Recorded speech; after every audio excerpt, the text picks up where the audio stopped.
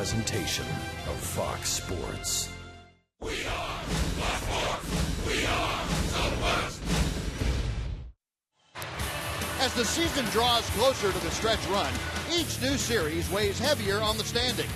Your Rangers welcome the Houston Astros to the ballpark, and while they've had tremendous success against their Texas rival, there is no guarantee of an easy few days.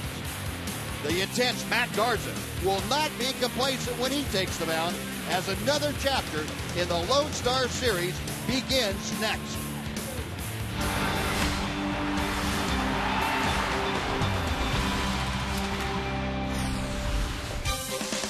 Rangers ballpark in Arlington. Yes, indeed. Enjoy the game. The Rangers getting set to start a series against their in-state rivals, the Houston Astros. And welcome in, folks, to game number 125 of the Ranger baseball season. With Tom Grieve, I'm Steve Busby. Glad you could join us on this Monday night. And it's a great evening weather-wise here at the ballpark. And the Rangers certainly hope it's a great evening as far as baseball is concerned. Tough 2 out of 3 loss to the Mariners over the weekend. A guy that really is ready and has had success against the Astros this year. The Rangers are banking on Adrian Beltre to carry him again. They're banking on Adrian Beltre in just about every facet of the game. Yep. To be a leader on the field, to be a leader in the clubhouse, to get big hits in the middle of the lineup, to make plays at third base. And it just so happens that he's been very good against the Houston Astros this year. The Rangers have played the Astros 13 times. And in those 13 games, he's hit close to 400. He has hit over 400 when it counts. With men in scoring position, he's hit the ball out of the ballpark, and he's driven in big runs. Pretty much what he does for the team on a daily basis. Yeah, since the 1st of May, probably you could say, it has been Adrian Beltre, and Adrian Beltre by himself at times. Well, the Rangers will try to recapture the magic they had when they visited Houston last week. Matt Garza, in his 6th start in a Ranger uniform, takes on the Astros lineup, and the first pitch right after this on Fox Sports Southwest.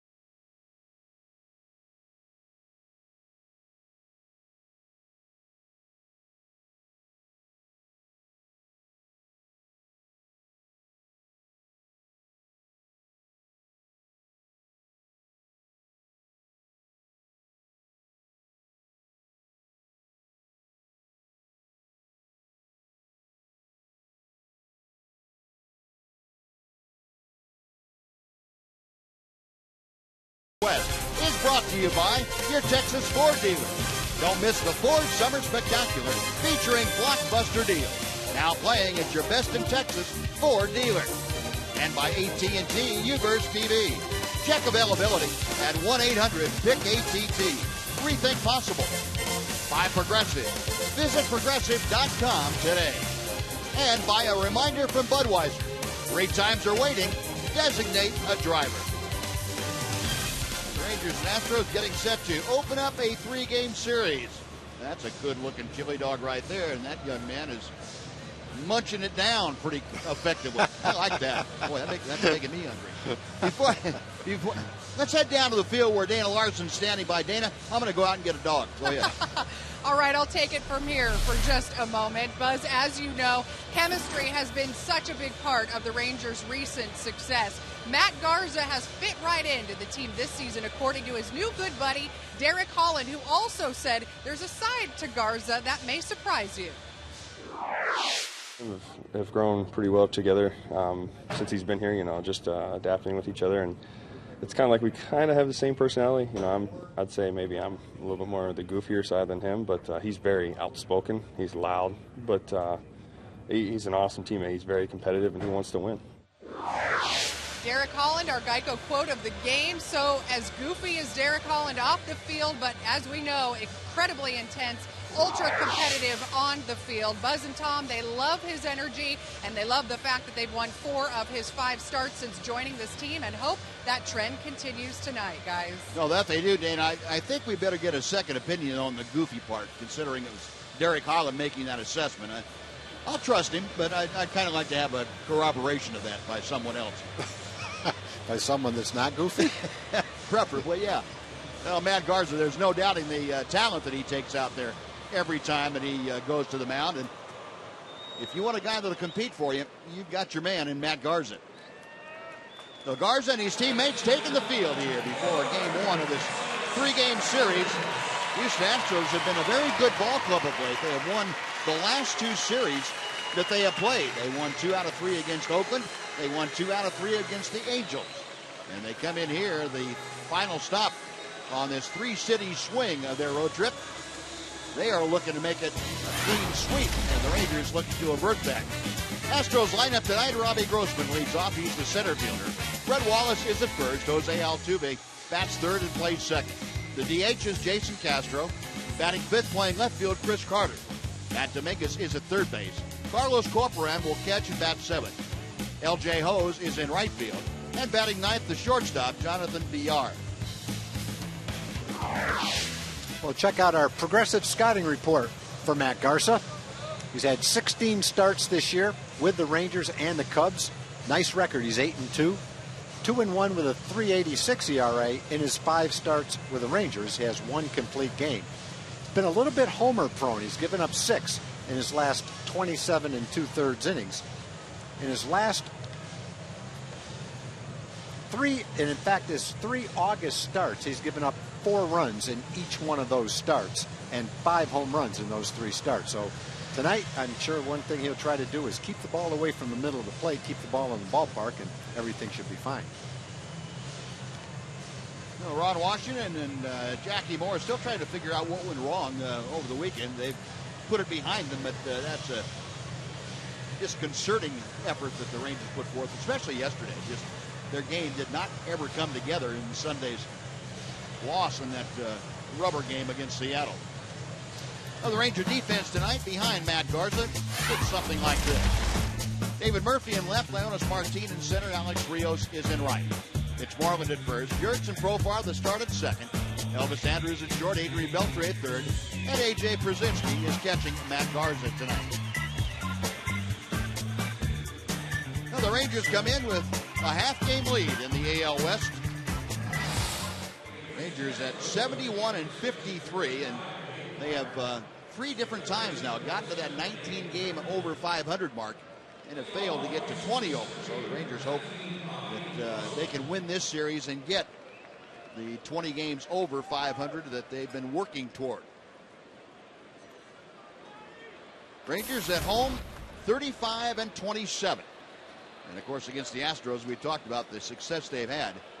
11-2 against the Rivals from South Texas, and 2-1 in this ballpark this year are the Rangers. Robbie Grossman steps in, a .262 hitter. 3 home runs, 14 driven in. Switch hitter up there from the left side, and Garza goes to work. And strike one is dealt. Gary Cedarstrom calling the balls and strikes tonight. He's the crew chief. Kerwin Danley at first, Lance Barksdale at second. Vic Carapazza is down at third. A 92-degree evening, very little breeze, a gentle zephyr coming in from left, maybe left center field. Next pitch foul back. Wind kind of negligible at this hour, and very comfortable evening again for mid to late August here in North Texas. 0-2 pitch from Garza. Big breaking ball, call strike 3. Well, that one just bended right into the top of the strike zone on the outside part of the plate. I'm sure to Robbie Grossman that looked like it was going to be high and outside, but it looked like it might have broke sharply enough to come right down in the top of the strike zone. And you see when A.J. Brzezinski did a great job of catching that pitch too. He didn't reach out to catch it. He let it come all the way back so that the breaking ball would be as low in its arc as it possibly would be. Caught it right against his chest. And that gives the umpire the idea that, well, he caught it there. It must be a pretty good pitch. You reach out and catch it, you have to catch it higher. And it looks to the umpire like that ball never got to the top of the strike zone. Yep. He did do a great job. The ball was, I guess, technically an inch outside. And maybe that's exactly what it took to get the call. Red Wallace takes a couple of pitches that are out of the zone. It's 2-0. Wallace, a .221. He has been on a pretty good extra base hit rampage. 19 of his last 39 hits. And there's a strike from Garza to make it a 2-ball, 1-strike count. Astros at 41-82. They are still supporting the rest of the Western Division in 5th place, 29.5 games behind the Rangers. Garza's 2-1 offering. And the count evens. Rangers in sweeping 4 a week ago from the Astros. Really did the bullpen in for Houston. Rangers came back a couple of times in that series, and it was the bullpen that couldn't hold late leads or keep the game close late in the game. Now the 2-2. Call strike 3 inside corner. And Garza has back-to-back strikeouts to start things tonight. It looked like he took something off that. Maybe a changeup that came back toward the inside corner. Grossman probably thought his pitch was outside. Couldn't tell what was that, Buzz? A cut fastball, or? You know, it looked like the way it came out of his hand, it was a changeup. Yeah, that's what I thought too. Didn't have as much spin on it as the fastball or the breaking ball. I know one thing, it was strike 3. Yeah, it was. That's all that counts. Gary Cedarstrom rung it up, so that was what was important there.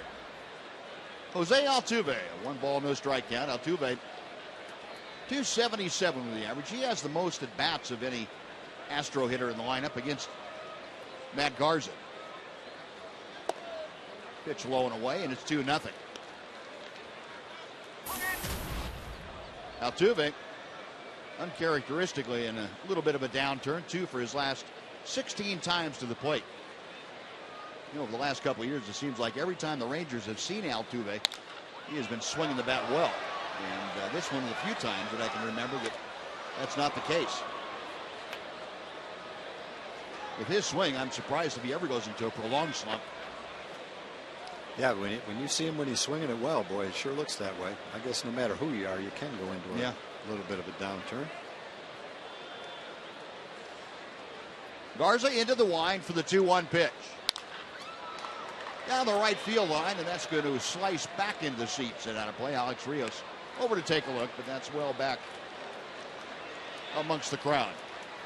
Well, the count evens at 2-2.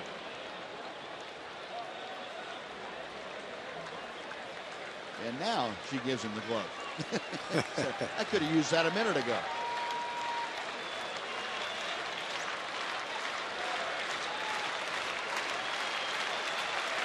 Garza's next pitch to Altuve. Foul ball out to second. Profar to his left. On to first, and that'll do it. A couple of strikeouts and a ground out. Astros gone in order after a half inning here in Arlington. Astros nothing, the Rangers coming up on Fox Sports Southwest.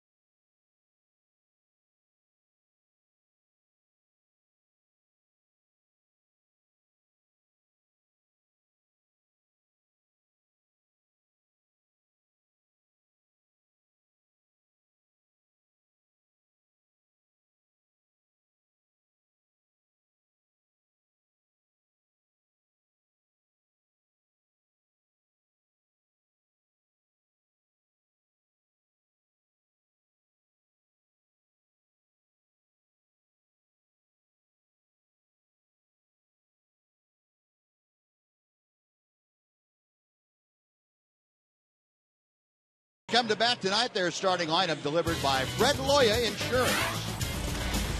Leonis Martin back in the leadoff spot. He's playing center field. Elvis Andrus is next. Then it's the DH, Ian Kinsler. Adrian Beltre bats cleanup. A.J. Brzezinski is catching and hitting fifth.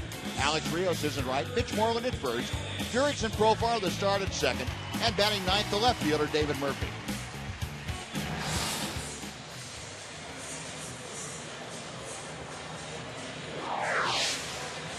And on the mound for the Astros, Lucas Harrell. He's 6-13. His ERA is over 5. He's been in the bullpen recently. He's had 4 relief appearances leading up to this start. 9 appearances since July. Only, in fact, one of them has been a start. He has been a little bit wild. 71 walks. That's leading the league. 71 walks in only 129 innings. You know, Harrell, very much a ground ball pitcher. Almost a 2-to-1 ground ball to fly ball ratio.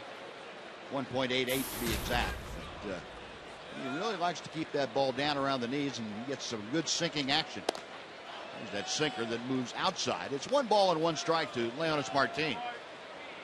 274 the average for the Rangers center fielder. Chopper off the plate. That's going to be a tough play for Altuve. Close, throws, can't get him, and it gets by Wallace over there, but a bounce. Fortuitous bounce for the Astros, right back to Wallace off the brick facing. But aboard via the hit is Leonis Martin. Yeah, once that ball hit, it was going to be a very difficult play for Altuve. Obviously, if he could have caught it in the air, it would have been different. But he does a great job of getting rid of it. Unfortunately, it was a very difficult play for Wallace to catch. He was so close to him, and it was a little bit off target. Oh, it's base hit all the way. Not much he could do about it. So Martin, who, if you remember in the series down in Houston, had just come off that series in Anaheim where he ran crazy. 6 stolen bases in that series. And then all of a sudden he was shot down a couple of times by the combination of Carlos Corporan, who's catching tonight, and Jason Castro. And since then, Leonis hasn't tried to steal too much. Kind of shut him down a little bit. Those guys make great throws. 1 ball, no strikes to count to Elvis Andrus. Elvis, a 254 hitter. And he takes strike 1. Taken all the way to give Martin an opportunity, if he so desired, to take off for second. Hit his first home run of the year and first home run in better than 550 at bats down in Houston.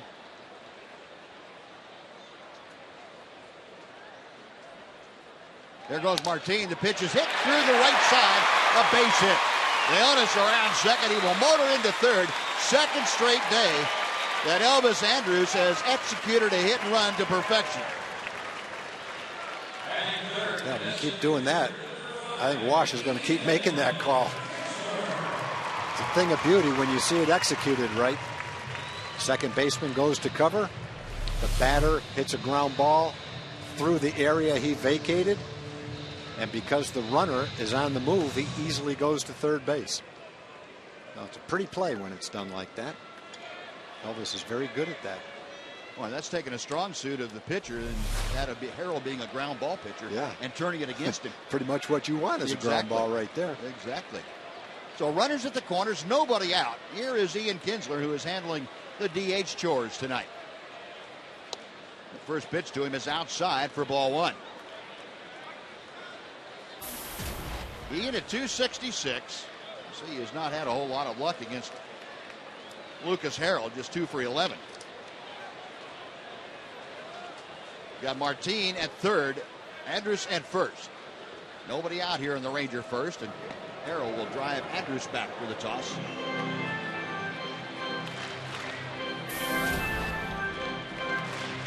Kinsler has enjoyed his time hitting against the Astros pitching, no matter who it was. 318 with 10 home runs in 50 ball games. Harold sets a check of first.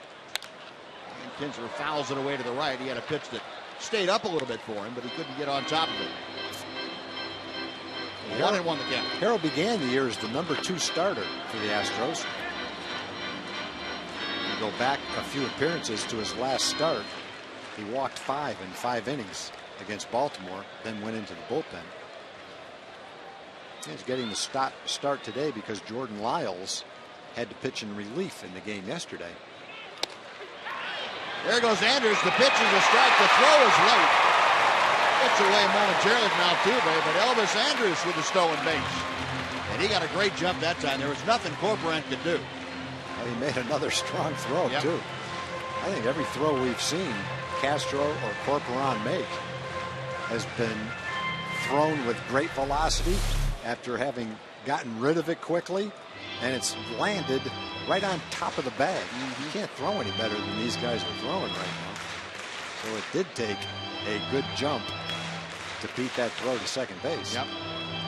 Yeah, if Harold had given him any kind of a chance, he would have been out. Yeah. A great job by Corcoran to make it that close. But Elvis, as you saw, with his 32nd stolen base, that's good for third in the American League now. And now the Rangers have runners at second and third and nobody out. A 1-ball, 2-strike count. The Astros will play the infield back. They will concede with nobody out. The run 4 and out if they can get it. Little bit low. Kinsler thought about it, checked his swing, and it's 2-2.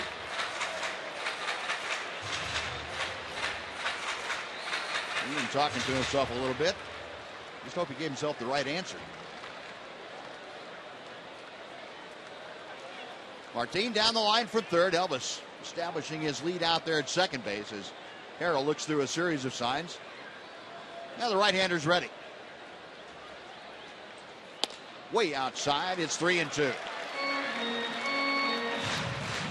So it doesn't get any easier for Harold after Ian. It'll be the Ranger cleanup man, Adrian Beltre, who has treated the Astro pitching staff rather rudely this year and throughout his career. The 3-2 pitch. Pulled just foul. I'd say that was pulled.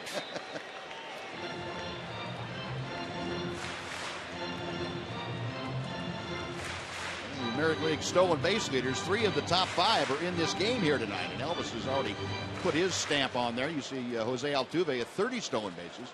Alex Rios with 28. And don't forget one more down the list, and that would be Leonis Martin for the Rangers. So there's some guys that Martin is just a stolen base below that group. Pick him up and lay him down. Another 3-2 pitch to center field. Ball's hit pretty well. Going back, reaching up is Grossman to haul it in. Tagging at third and scoring. Leonis Martin on to third is Elvis Andrus. And Ian Kinsler, a sacrifice line drive bolt, makes it 1-0 Texas. That was a line drive. It was hit so hard, Grossman had to make a spectacular play to catch that ball. Difficult play for a center fielder is that line shot hit directly over your head. Grossman did a nice job recovering and catching that ball as it looked like it was going right over his head to the wall. And they're going to appeal to second, and the appeal is received and turned down by the second base umpire, Lance Barksdale. And now Bo Porter going to go out and check with the second base umpire. He thought apparently that Elvis had left the bag too soon. Judge for yourself.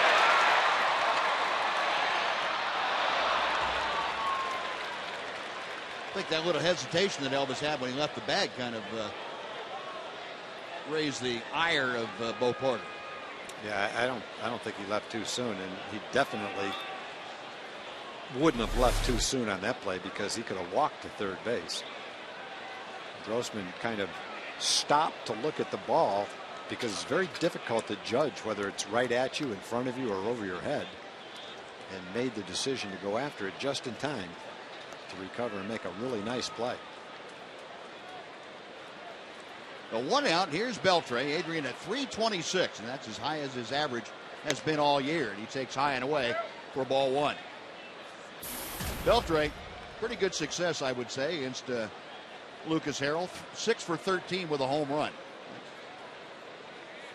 He'll take those numbers day in and day out. Inside, almost got him.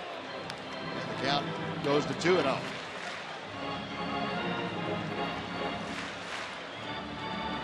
Beltre also has 6 RBI against the 28-year-old right-hander Lucas Harrell. Batting average in the American League, you see Miguel Cabrera way out in front, but pretty good tussle for the number 2 slot. Mike Trout at 333 and Ortiz, Big Papi at 327, just 1 point ahead of Adrian Beltre, and Joe Mauer not far out of the lead or the second place race. 2-0 pitch.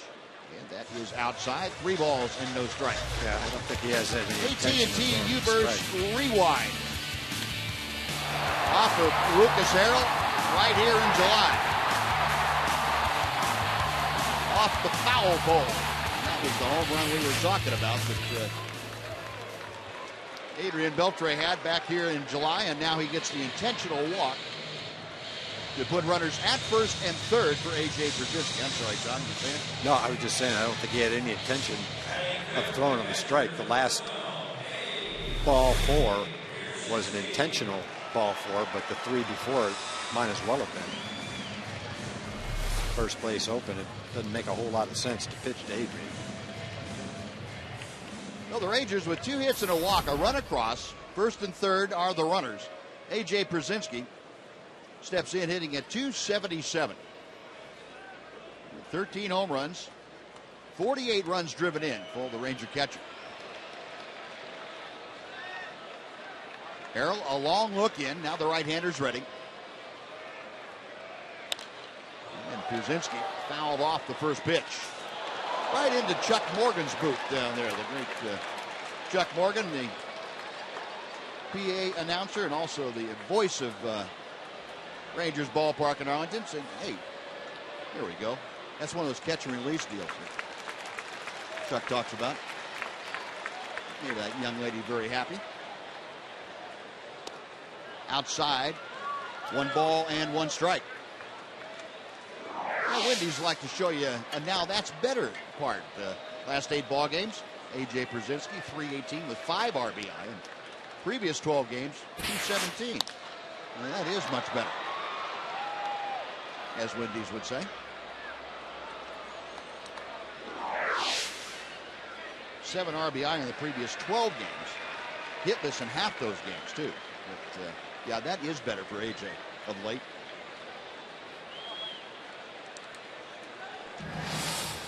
Down in the count here, however, 1 ball and 2 strikes. Andrews at third, Beltre at first, 1 out in the Ranger first. Inside, that evens the count at 2-2.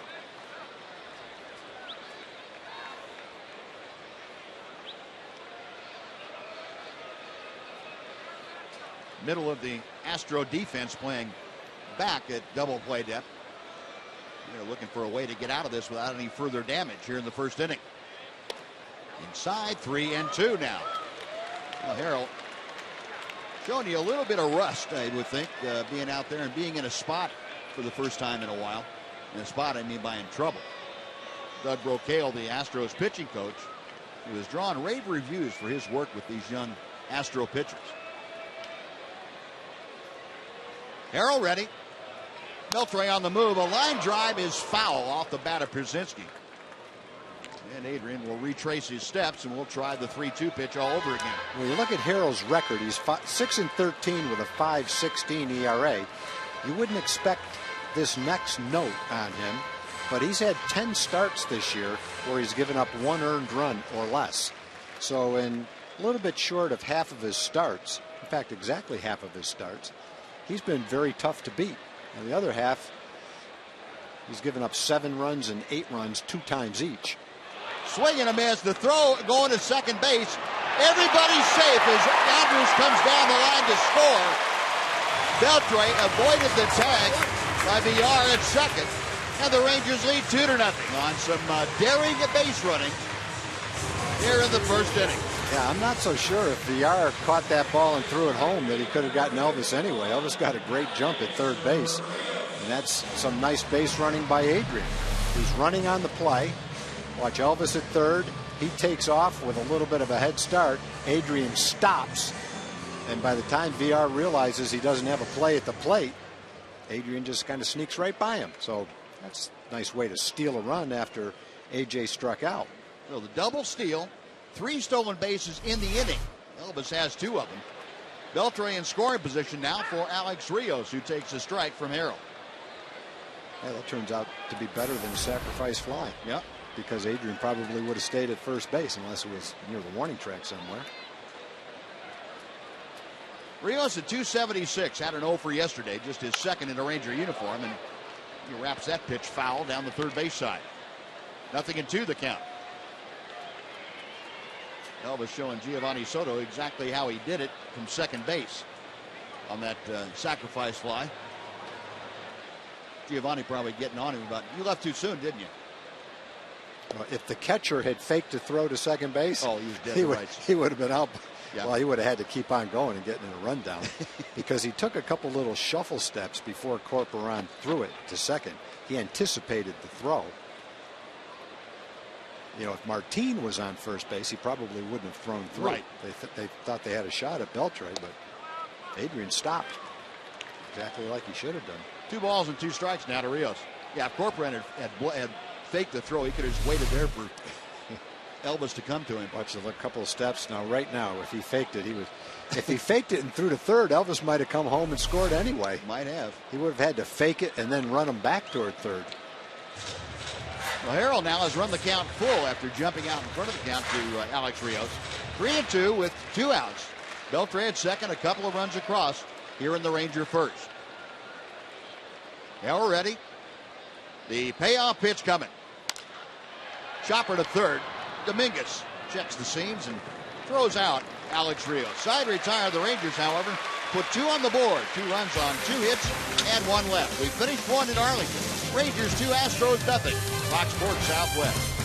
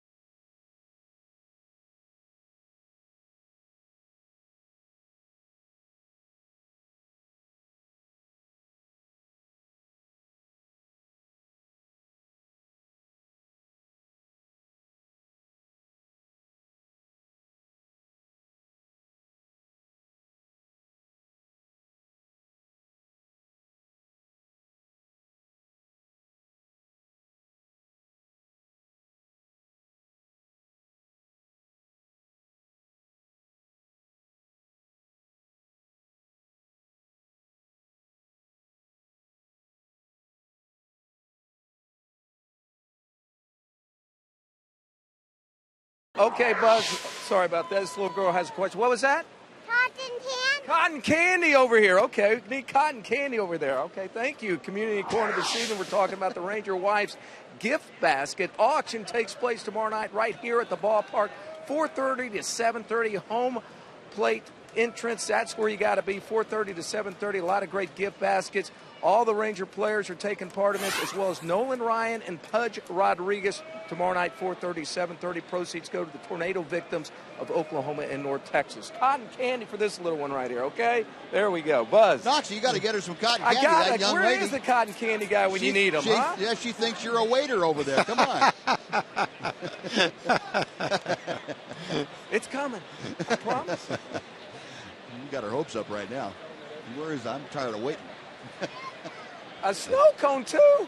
Oh, boy. Jason Castro leading things off. Fouls the next pitch away, and it's 1 ball, 1 strike. She's negotiating what she'll take to talk to Jim. Without the cotton candy or the snow cone, I'm not going to have a whole lot to say. That's right. I'll open up for some cotton candy, but that's it. I'm not going any lower than that. Jason Castro, a .267 hitter with 14 home runs, and he has driven in 46. Gets this one well to right center field. Leonis Martin on his horse in the alley. It is off the wall. Into second base with a slide is Castro. A leadoff double that almost got out of here. Well, the first hit of the night, Jason Castro gave it a ride to right center. And he is in scoring position with nobody out for Chris Carter.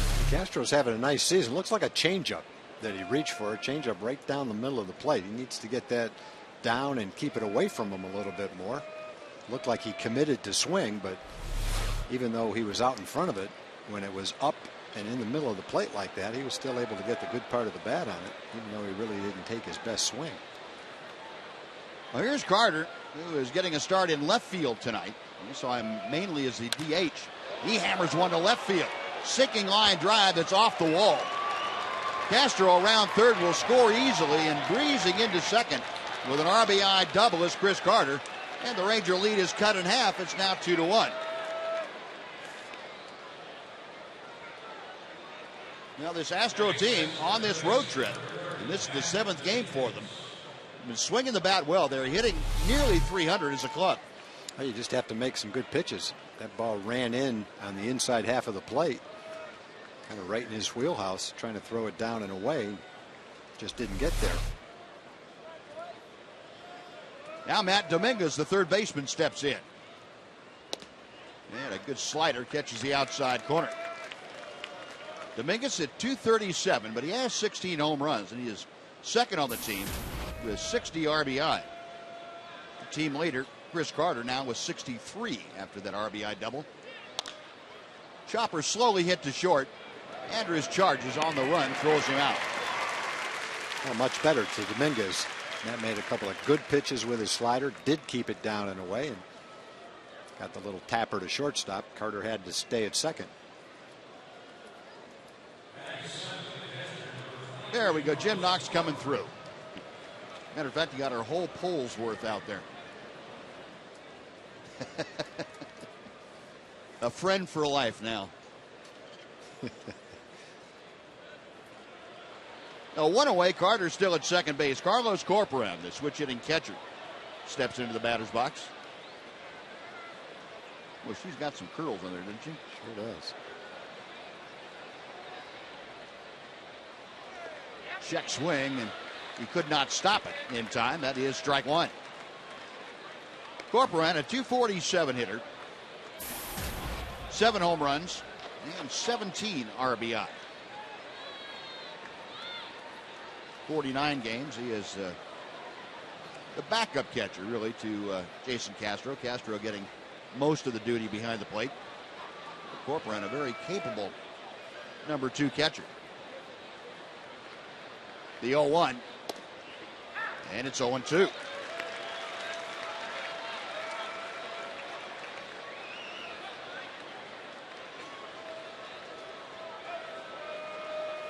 Corporan on this road trip for the Astros, a .250 hitter. He's gone 2 for 8 with an RBI.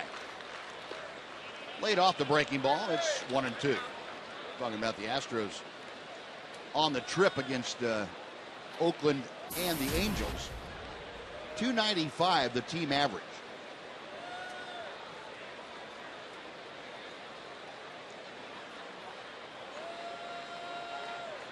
Significantly better than what the Astros were able to do at home against the Rangers or against the clubs that had come in. That pitch way in front of home plate in the dirt. And a nice stop by Pierzynski. And the count goes to 2-2, and all of a sudden Matt Garza, who had a very easy 1-2-3 first inning with a couple of strikeouts, has run into a problem here in the second after being given a 2-0 lead.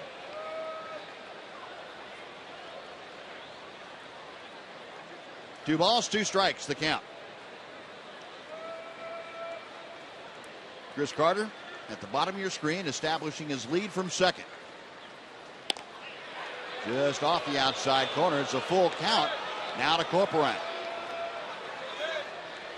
Corporan, the number 7 hitter, trying to get aboard in front of L.J. Hose, who is the number 8 hitter, the right fielder for the Astros.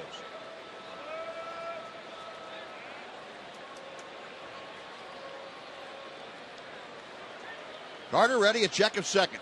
Payoff pitch. Got him swinging. Good sharp slider down and in. That is Garza's third strikeout of the night. 2 outs, and Hose coming to the plate. After he made a couple of pitches he didn't want to make to Castro and Carter, he's come back and hasn't thrown anything near the center of the plate to Dominguez and Corporan. Corporan was patient for 3 strikes for 3 of the balls, but then on strike 3 he just couldn't lay off of that hard slider down and in. You saw the reaction Corporan had it himself. I don't think he was saying nice job to himself either. I don't either. He's had a little bit of a problem in the strikeout. He's been up 150 times, struck out 50, only walked 8. That'll leave you talking to yourself. Yeah, he's probably had that conversation before. 0-1 the count to Hose. Hose doing a good job since being acquired from the Mets and spending a little time at AAA.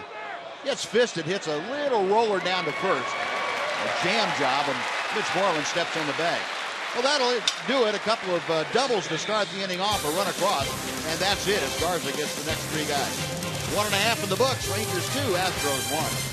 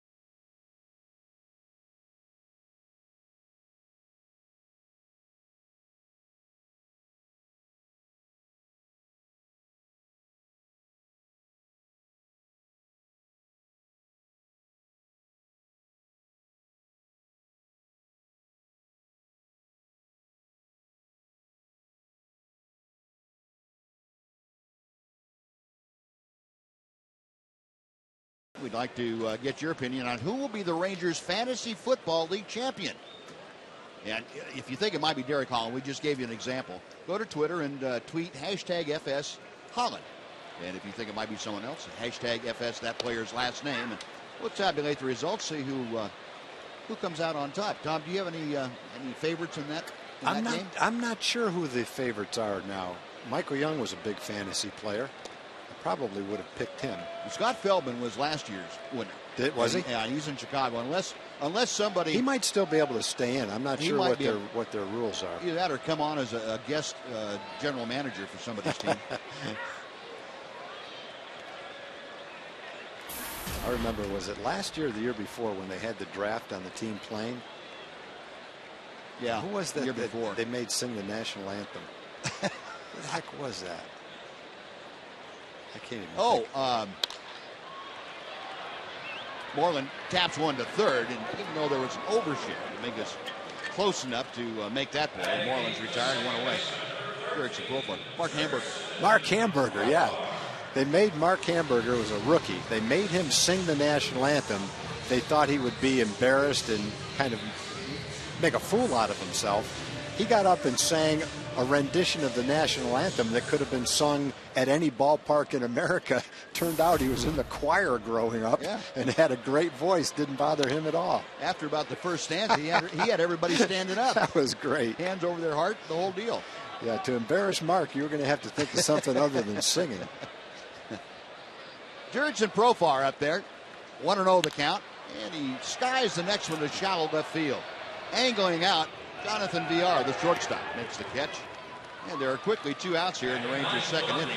And David Murphy coming up. So Harold had a long first inning, a 30-pitch first inning. Has gotten the first 2 outs here in the second on just 6 pitches. And he will face David Murphy, who has been a nemesis for Harold. 2 home runs against the right-hander and 3 for 11 overall. Off-speed pitch stays outside. 1 ball and no strikes. Well, we've gotten down to 38 games left in the season, and Murph in unfamiliar territory. That batting average still down in the mid-220s. 224 coming in. David's had 3 or 4 times where it looked like he was getting hot, but he just wasn't able to sustain it for more than 20 or 25 at bats.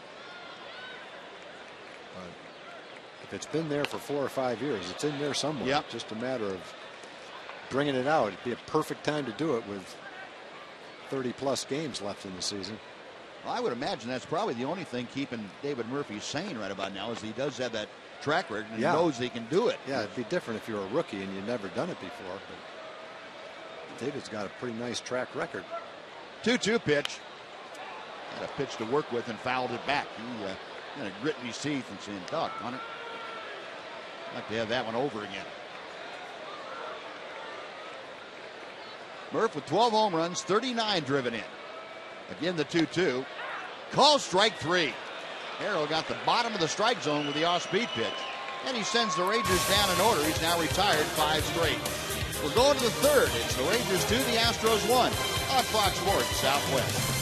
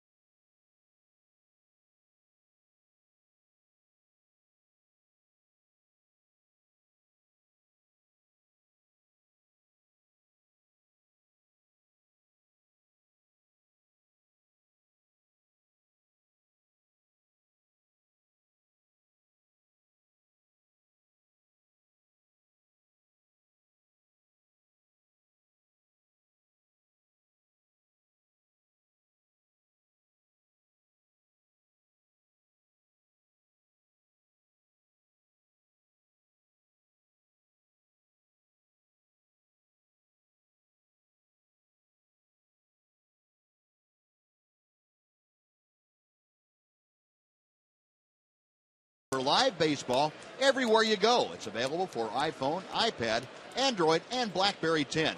At Bat delivers Rangers baseball with live audio, pitch tracking, stats, news, highlights, and a lot more.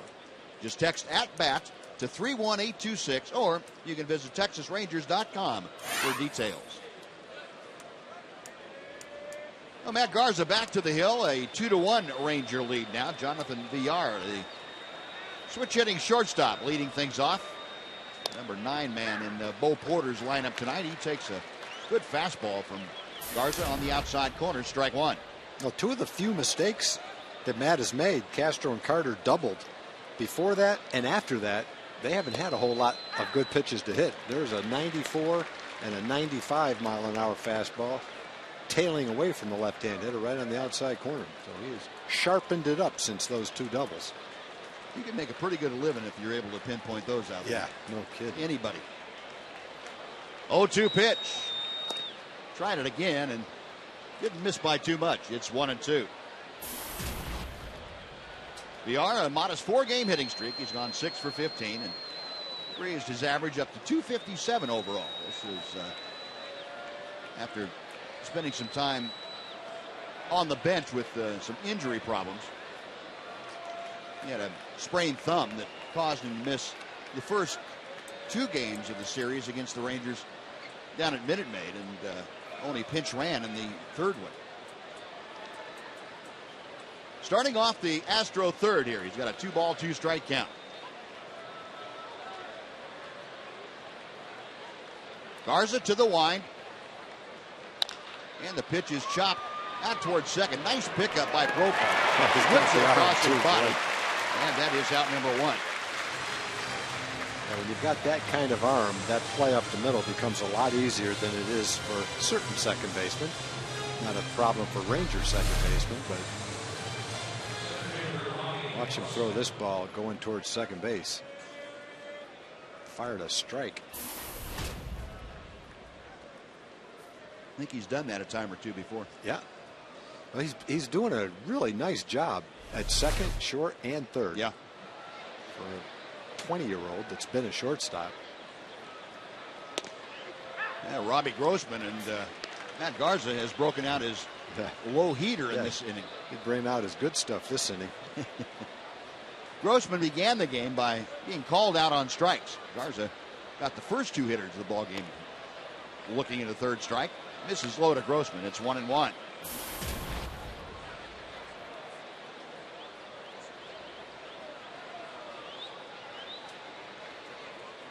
Grossman has hit safely in 17 of his 20 games since being recalled from AAA. He shoots that pitch foul. And Garza now with a 1-ball, 2-strike advantage. He was called back up for the 3rd time to the Astros on the 27th of July. That 6-game hitting streak that he has going right now. That follows a 10-game streak that the Rangers broke in the first game of that 4-game series last week. 1-2 pitch. Fouled back. And we'll try it again.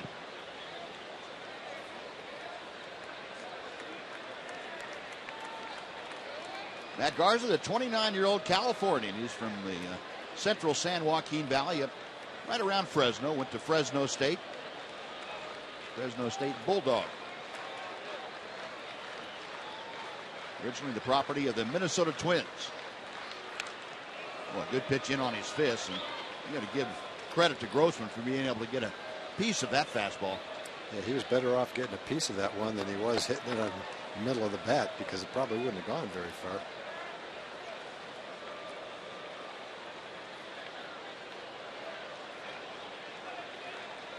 Garza studying the signs. Pierzynski getting set, and the target low and in. Just missed with that pitch. He upped it to 96 miles per hour. Could have been. Might have thrown it too hard for it to come back. Same one he fouled off. Yeah. Now the 2-2. And the chopper off his front foot that goes foul. Well, Grossman having a pretty good at bat here against Garza. Hasn't been able to center anything, but He has seen a lot of pitches. This will be the 8th pitch of the at-bat coming, and it's still a 2-2 count.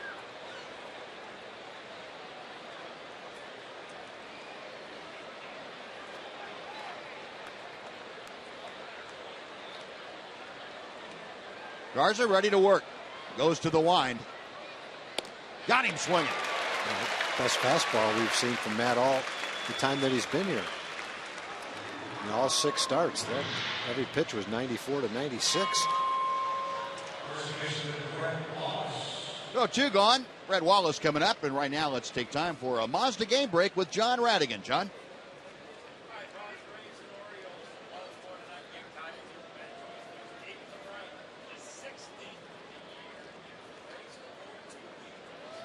All right, John, thank you. It's a big series in that wild card chase and the Eastern Division. Swing and a miss by Brett Wallace. It is 0-1. Boston with a 1-game lead now over Tampa Bay. Baltimore 4.5 back of the Red Sox, but in the middle of things for the second wild card spot. The fastball strike. And Wallace now down on the count, 0-2. I think Carter's double got Matt a little bit upset. Might have. Because he's come back throwing bullets since then, boy. Yeah, it might have. He's been known to get a little perturbed, and I like this kind of perturbed. Yeah. Look at that. Oh, that didn't feel very good. Garza able to handle that. A very quick and tidy 1-2-3 inning. He's now retired 6 straight. After 2.5, the Rangers 2, the Astros 1 on Fox Sports Southwest.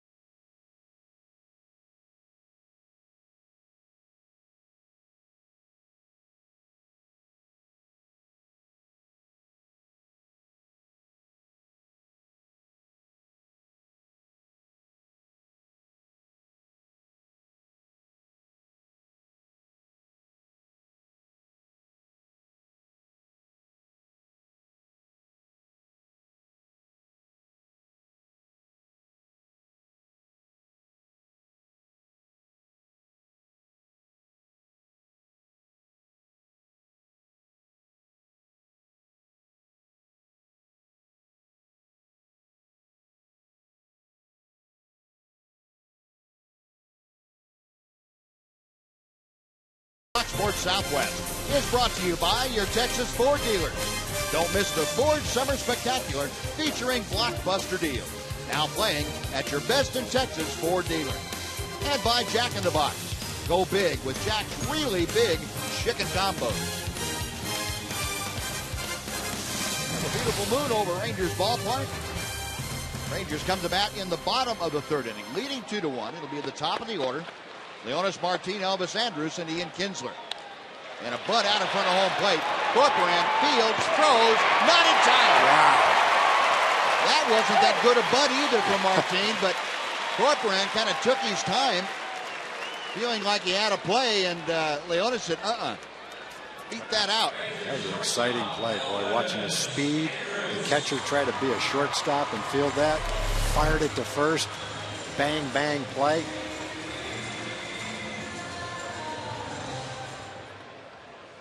That's pretty. In case the umpire needed some help, Leonis is going to give him a little help after he touches the bag. Safe. Nicely done. The Martin aboard. And now Elvis steps in there. He executed a perfect hit and run the first time Rangers had this combo aboard. Well, Martine's 2 for 2, and he hasn't hit the ball a total of 150 feet, I don't think. Well, no, one went 10 feet and 70, about 80 feet. Yeah, I guess. hasn't gotten off the infield grass yet. Hasn't hit the dirt, but he's 2 for 2. And Elvis 1 for 1 with that base hit to right through the vacated right side. Takes a pitch on the outside corner. Harrell getting ahead in the count, 0-1. Well, Elvis now at 256 with the average. Came around to steal home back in the first inning, the third steal of home in his career. That was the back end of a double steal. Not the most in Rangers history as far as larceny of home. Snap throw to first. Jonas Martin having to dive to the outside part of the bag. Buzz, because of the volume of requests we mentioned yesterday, we had to raise the limit for birthdays to 90. You see a close play at first base, snap throw. So with that in mind, we got a little shorter list today. So I guess I missed by a year of getting mine. Yeah, you're gonna have to wait a while. Okay. First one we have is Joe McMurtry from Temple is 91. You might recognize the last name McMurtry for a lot of reasons, but one is because he's the dad of Craig McMurtry, former Ranger pitcher, all around great guy. Hope you're watching, Mac and Joe. Happy 91st birthday. The Reverend Clarence Knippa from Tulsa, Oklahoma is 100 years old today. He's a Lutheran minister and huge Ranger fan. Happy Parker from Perryton, 102 years old yesterday. Happy, I'm sorry I missed that yesterday, but happy 102nd birthday.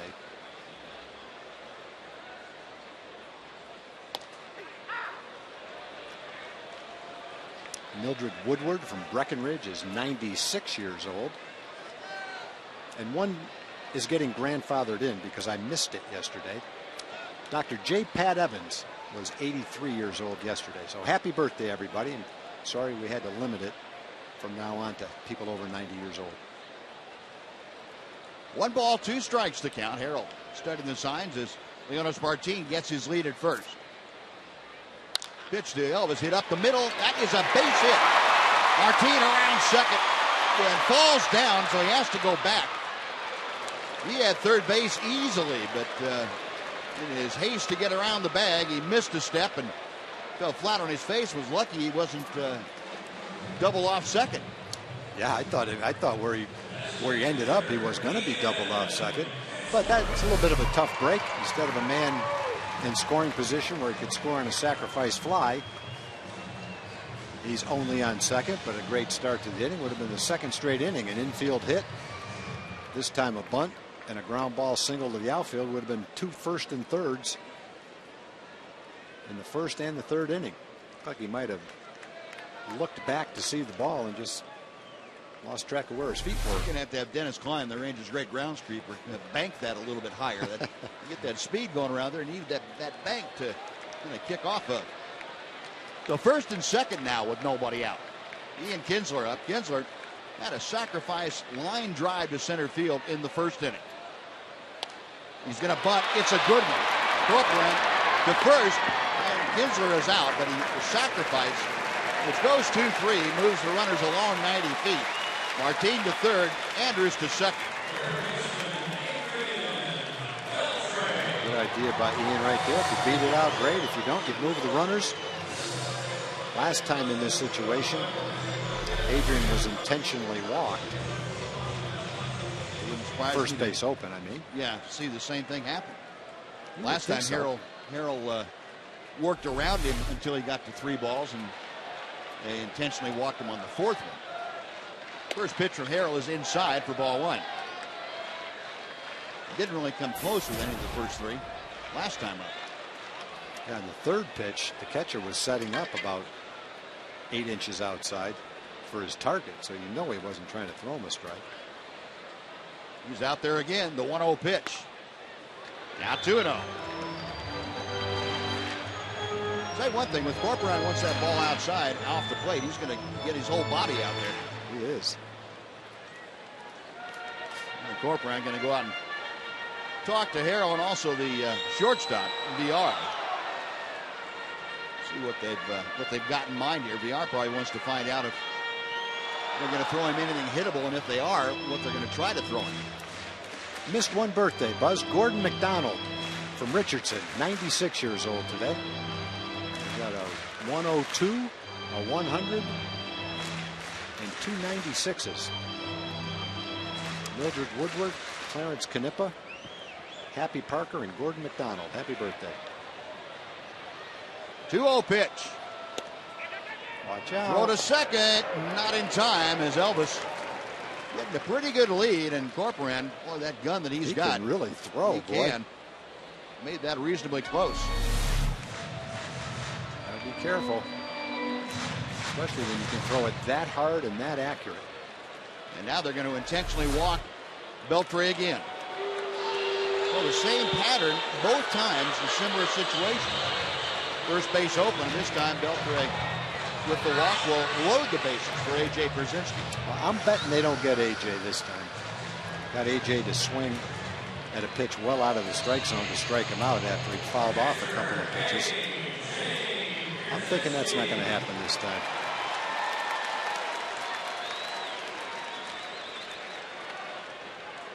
Would it make Brzezinski a better hitter in this case to have seen that happen in front of him, to have Beltre intentionally walk? I mean, you hear bear down all the time. Does that happen? You know, I think it affects people in a different way. I think it motivates every hitter for sure. They've walked somebody, okay, fine, I'm going to get you. But I think some hitters are able to relax and do it, and others might get a little over anxious, try too hard, and maybe expand the strike zone a little bit. Now for AJ, expanding the strike zone isn't just something that would happen here. He expands the strike zone every time anyway, so that's really not an issue with him. Pulls this one through to right field, a base hit. Anders scores, or I should say Martin scores. Here comes Anders. The throw, the slide. He is safe. A two-run single by A.J. Brzezinski, and the Rangers go on top 4-1. Well, they got him last time, but they didn't get him this time. Got a pretty decent pitch to hit. Made some solid contact and brings in 2 runs. So good baseball right there. 2 men on, sacrificed them, and then drive them in. Trying to throw it down and away. He pretty much did throw it down and away, but you know, like we're saying about AJ, he expands the strike zone every at bat of his career. He hardly ever walks. Most people couldn't hit 280 if they swung at the pitches AJ swings at, but he can. He hits those pitches. And that's the exact pitch he was trying to make right there. Yeah, it'd be hard for AJ to expand it any more than he already does.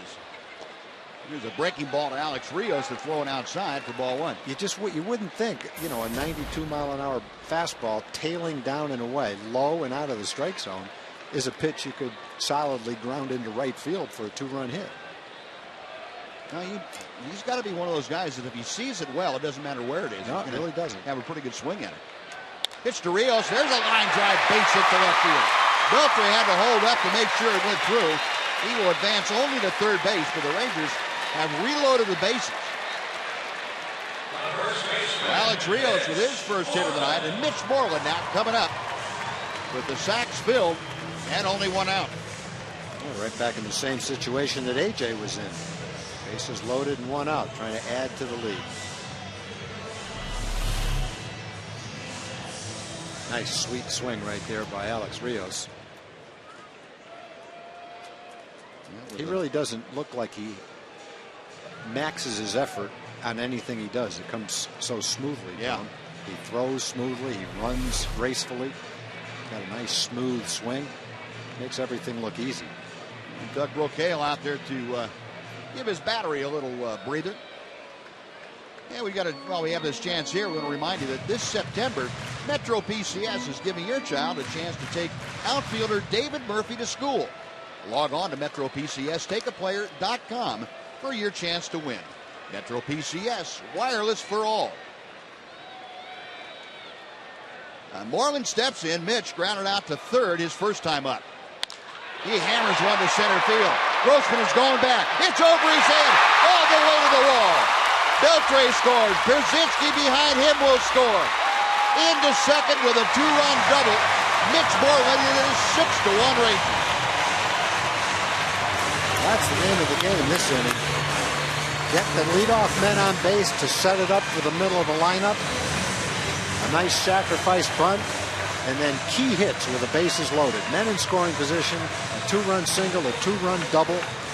That's just about perfect offensive baseball this inning. Take advantage of a pretty good pitch to hit. But as we've said all year, Buzz, when the two guys at the top of the order get on base, then good things happen. And Martin and Andrus have both been on twice. They've both scored twice. We spent a lot of time watching Robbie Grossman turn around and see his number going toward the wall tonight. He has played a shallow center field, and he has had to use that ability to go back.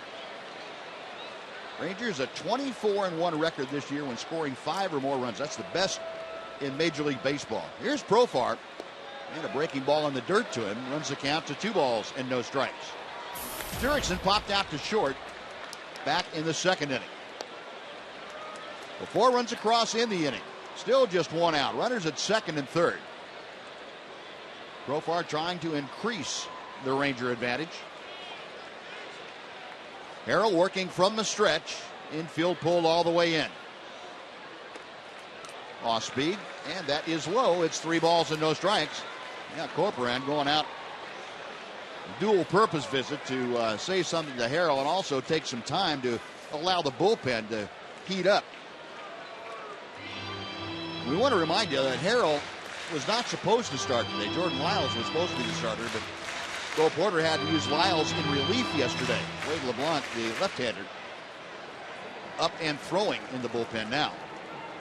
But Lyles had to pitch yesterday, pitched a couple of innings, so that necessitated Harrell getting the start.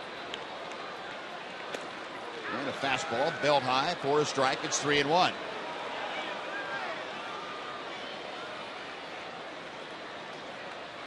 Profar currently hitting at .242. You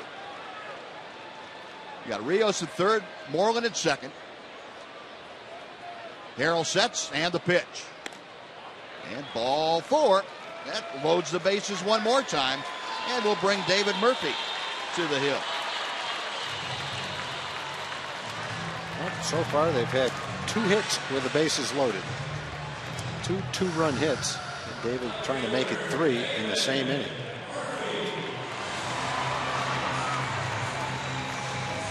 Bo Porter and Doug Bocleo not exactly happy cappers over there, and you can understand why. They're going to have their catcher Corcoran take a little more time if he possibly can. Going out to the mound. LeBlanc, one of the 2 left-handers. Kevin Chapman, the other. Well, it looks like the Astros, they list 6 relievers, which is 1 less than most teams use and 2 less than sometimes teams use. They have 6 starters, but as you mentioned, Buzz, one of the starters pitched in relief yesterday. So Harrell, who is one of their 7 relievers, has to pitch today. There's only 6 guys today out in the bullpen, unless I guess one of the starters would be available again today. And now Bo Porter said, okay, he's taking enough time. I need to have that left-hander come on in to face David Murphy. See if we can shut down this Ranger offense. So Lucas Harrell, another tough outing against the Rangers. He gave up 7 runs in 3 2/3 his last start against this Texas ball club. And tonight, well, he leaves having given up 6 already in 2 1/3. And he is responsible for the 3 runners on base. So Wade LeBlanc coming on, the left-hander, will face David Murphy with the bases full. Back after this on Fox Sports Southwest.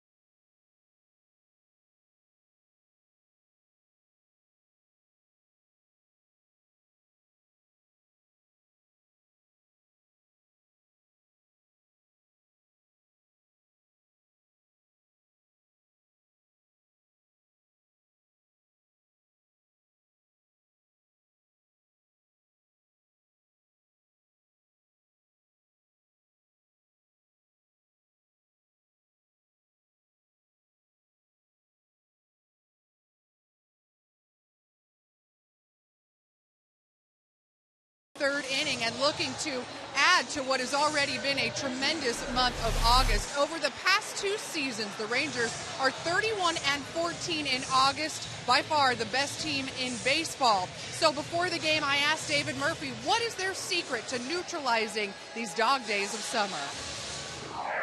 This is kind of that point in the season where we really are hitting our stride.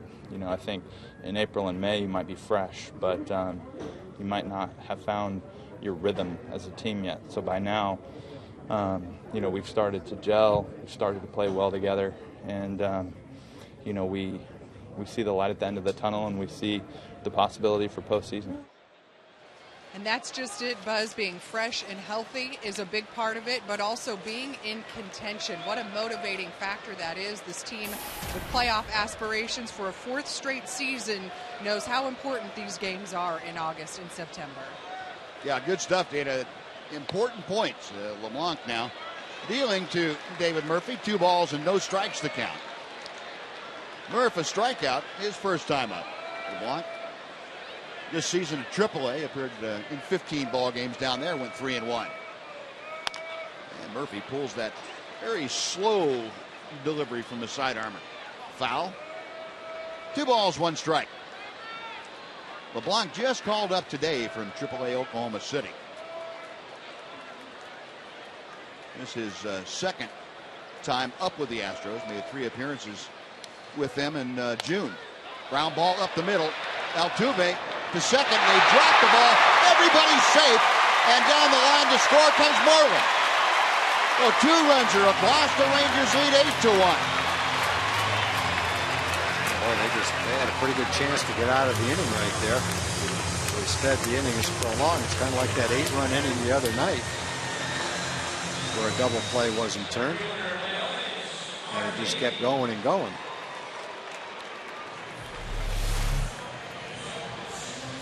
It's a good feed. It looked like the shortstop VR just took his eye off the ball. Watch his eyes as the flip comes to him. He looks down at Profar, takes his eye off the ball, never caught the ball. Well, that's going to be a fielder's choice, an RBI for Murphy.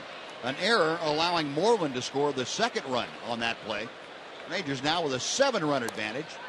And Leonis Martin up for the 3rd time here in 3 innings. He is the 10th man to come to the plate.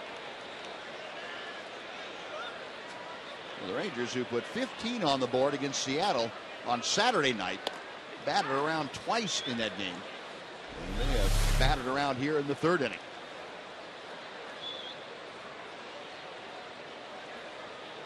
That's when you don't wait for the signal from the coach. You're looking at the ball. You make the decision whether you can get home or not. Obviously, he could. So 1-1 to Martin. Leonis has singled twice on the infield. Once on a bunt, once on a chopper to second. Takes that pitch low and away. 2-1 now the count. Martin has scored a couple of runs. Well, Leonis with those 2 hits now, the average up to 278. LeBlanc set, and the pitch. 3-1 the count. Well, Leonis working the left hand. If he is able to get aboard,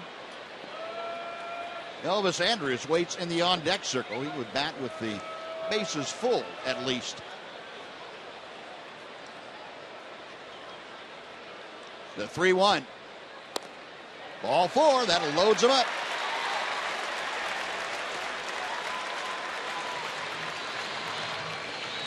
Well, from the frying pan into the fire, and Bo Porter.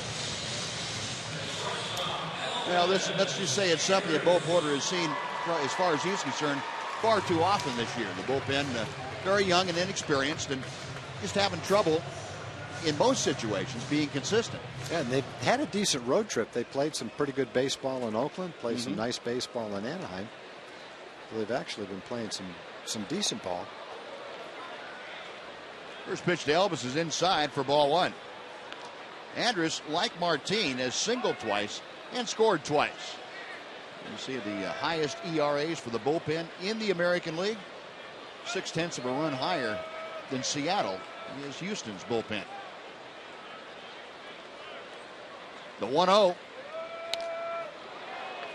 1-1. Elvis, it's his turn now to grit his teeth a little bit. 5 for 13 this year with the bases full. And that's the situation that Elvis is hitting here in the third inning.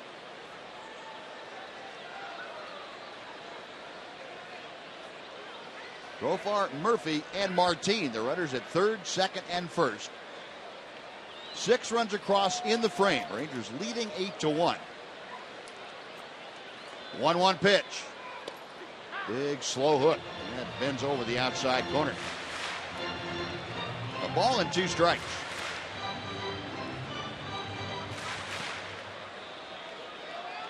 Elvis at 257 with the average. RBI total at 42 as he faces LeBlanc.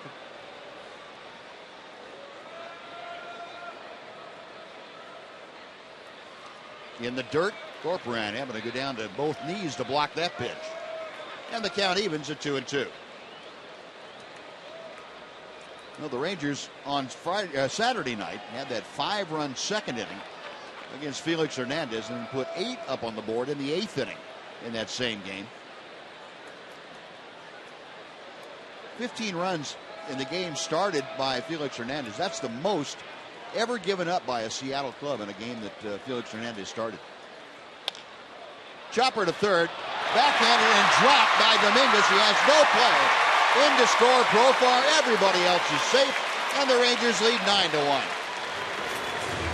Obviously, that's a makeable play, but it wasn't a simple play. It's a backhand play, and it's going to be a short hop. Dominguez just wasn't able to navigate the short hop.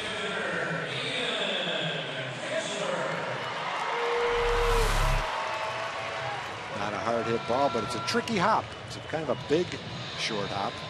Wasn't able to get it in the glove. We've seen him be pretty steady at third base. Just wasn't able to come up with that one. Now that's going to be scored an error all the way on Matt Dominguez. Second error of the inning. Rangers now lead 9-1. Still bases loaded. Still 1 out. Here's Ian Kinsler, and he hits a drive to left field. It'll settle in for a hit. Murphy scores. Leonis Martin coming to the plate. He will score. And the Rangers lead it 11-1 as Ian Kinsler drives in a pair.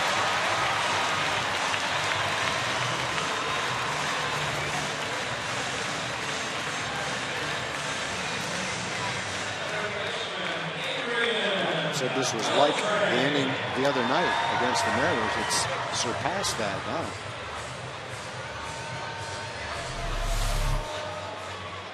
Fastball to hit. Nice level swing by Ian.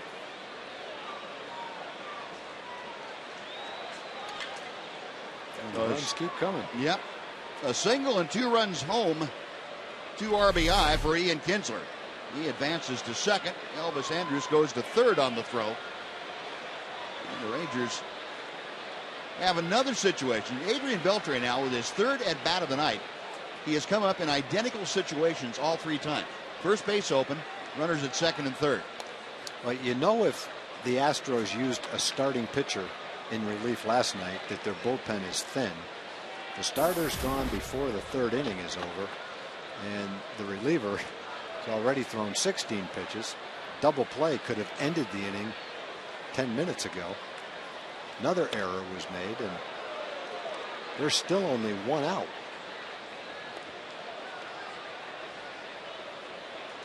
Lucas Harrell probably has some sympathy right about now for Wade LeBlanc. And yeah, sorry I brought you into this mess. 2-0 pitch on the way to Beltre. Chopper to short. That's going to score another run. VR drops it, but recovers in time to throw out Beltre. If he boots that ball, yeah, they might want to concede.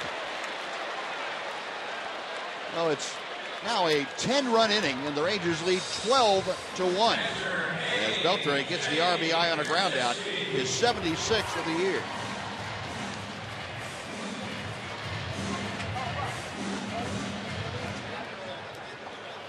Well, in the game, Martin and Elvis have been up 6 times in 3 innings, and they've scored 6 times. They've each scored twice in this inning. Yep. That's doing a pretty good job of setting the table.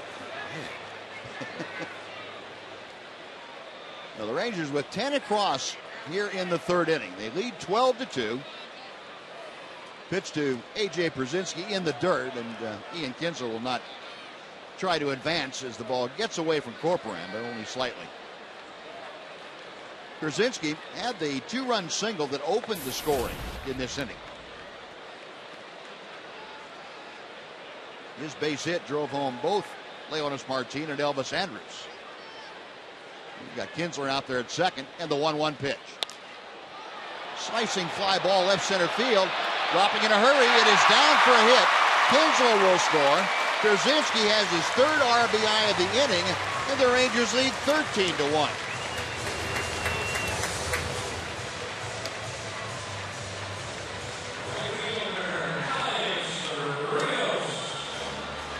And with that, with Ian Kinsler coming around to score, every Ranger in the lineup has scored at least 1 run. There's more runs being scored, but it's a lot like that inning the other night. Infield hits, bloopers, line drives, walks, and errors. Every way you can do it offensively, the Rangers have done it this inning.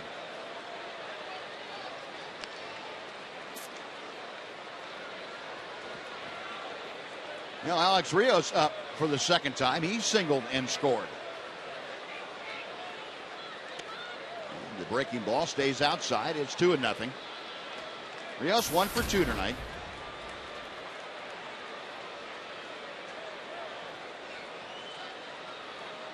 LeBlanc back to the plate. Carlos Corcoran is going to say, why me in a thing like this? I've been out here now for 11 runs this inning, and I got to get a foul ball like that. Well, he can still smile about it. Yeah. He's pretty much saying, hey, what can I do? I'm a catcher. Boy, right in the middle of that helmet. It's like a punch to the head. Mask is like the boxing glove, but it feels about the same. 2-1 to Rios. To right center field. In a hurry is Hose. He runs it down in the alley, and that will do it. But the Rangers score 11 here in the third inning. They strand a runner. We'll go to the fourth. It's now the Rangers 13. Much to the delight of the home crowd. The Astros won on Fox Sports Southwest.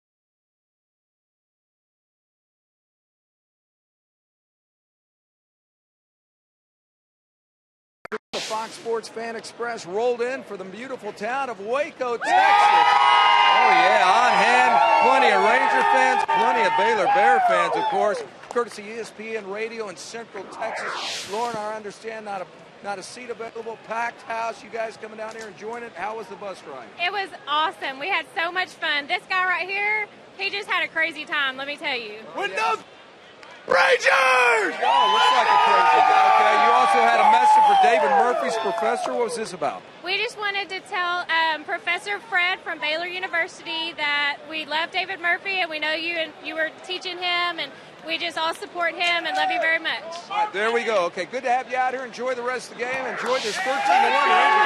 There we go. Buzz. All right, Jim. A happy group and a happy house here with all the Ranger fans watching 11 runs come across in the Ranger third inning. Matt Garza back to the hill facing Jose Altuve, and Garza fires strike one. A little bit of historical perspective on that 11-run Ranger third inning. That's the most the Rangers have scored in any inning since back in September of 2009, September 26th to be exact. And, the odd thing about it, too, they did not hit a home run and have not for a while, in about 5 games. So the Rangers doing all this with singles, doubles, etc., errors, no round trippers. It's also the most scored by any team in the majors since the Cardinals scored 12 runs in an inning last year. Altuve fights one foul out of play, and it's a ball and 2 strikes. Last American League team to score 11 runs. You go back to 2011. The Yankees did that on July 30th, 2 years ago. So there's a little bit of where the Ranger third inning tonight stands in historical terms. Altuve loops a fly ball to right field, almost dead in his tracks. Alex Rios captures it for out number 1. Well, 7 in a row retired by Matt Garza since Carter doubled in Castro in the second inning. Well, he has definitely commanded the ball the way he wants to since then with really good stuff. And he will face Jason Castro here with 1 out and the base is empty. Castro lined a double off the wall right in front of the Ranger bullpen. He hit it about halfway up the wall as he led off the second. Then 1 pitch later, Chris Carter doubled him home as he wrapped one off the left field wall.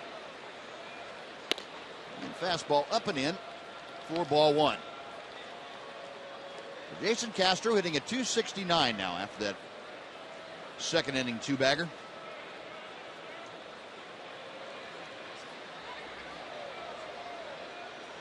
Garza back to the plate.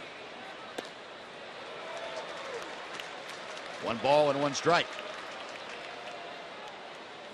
I get the feeling that, and you mentioned it last inning, Tom, that Matt Garza was a little bit miffed at himself about the back-to-back doubles he gave up. Well, he's really concentrated on his location. He's amped up his velocity a little bit as well. There's a base hit by Castro right back through the box. And base hit. Pretty good pitch, though. Fastball inside part of the plate. Jammed him a little bit, but he was able to fight it off and find a hole. So Castro 2 for 2. Double and now a single.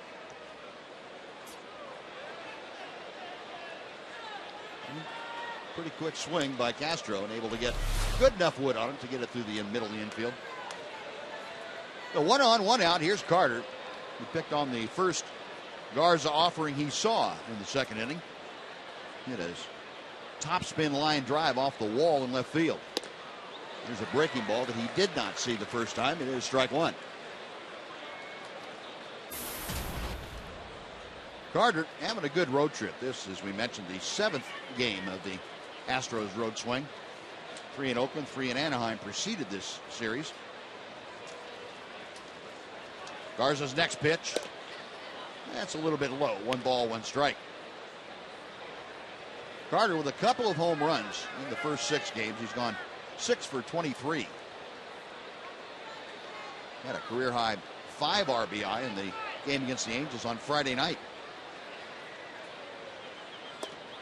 Rip and a miss. Another good slider. A ball and 2 strikes.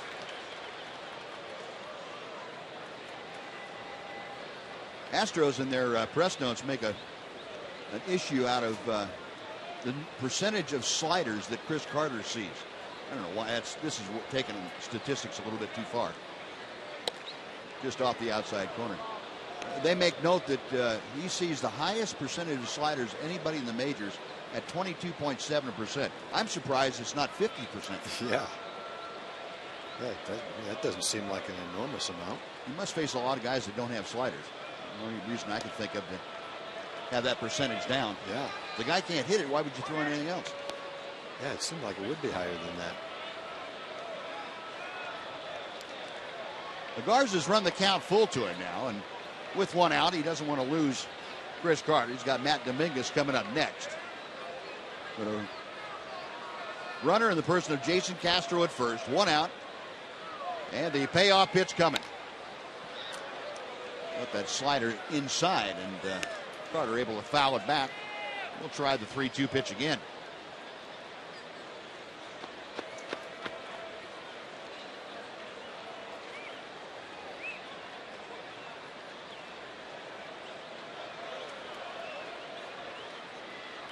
Garza is ready. A check of first. Got him swinging. Went up with the fastball, and Carter swung through it. 96 miles an hour. Best velocity we've seen from Matt as a Ranger. Strikeout number 5 for Matt Garza. Well, folks, Medical Center Arlington and the Texas Rangers Baseball Foundation are teaming up to bring you the Rangers Labor Day Race. You join other runners for a scenic jog through Arlington's Entertainment Central and finish your 5K on the field at Rangers Ballpark. Visit TexasRangers.com/race to sign up.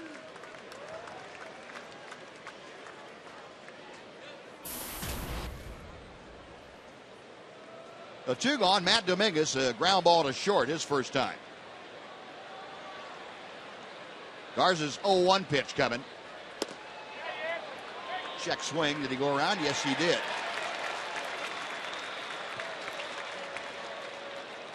Nothing in 2 as Matt Garza jumps ahead. That strikeout, by the way, Matt Garza's 5th of the night.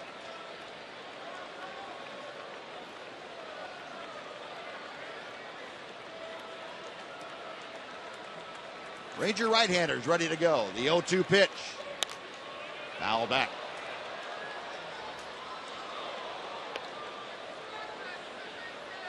Matt Dominguez, 16 home runs. You say, well, that's not a big deal. It is the way he has done it. He went 33 games without homering this year. And then he started hitting home runs like they're going out of style. He has put things together. This young man, just his second year at the major league level. He's only 23 years old. And he's the youngest Astro player to have 16 or more home runs in a season since way back in 1974 when Cesar Cedeno hit 26 when he was 23 years of age. A ball and 2 strikes.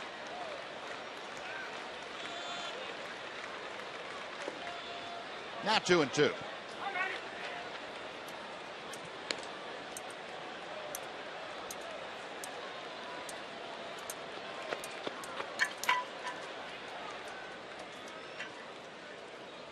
Matt Garza with his 6th start in a Ranger uniform.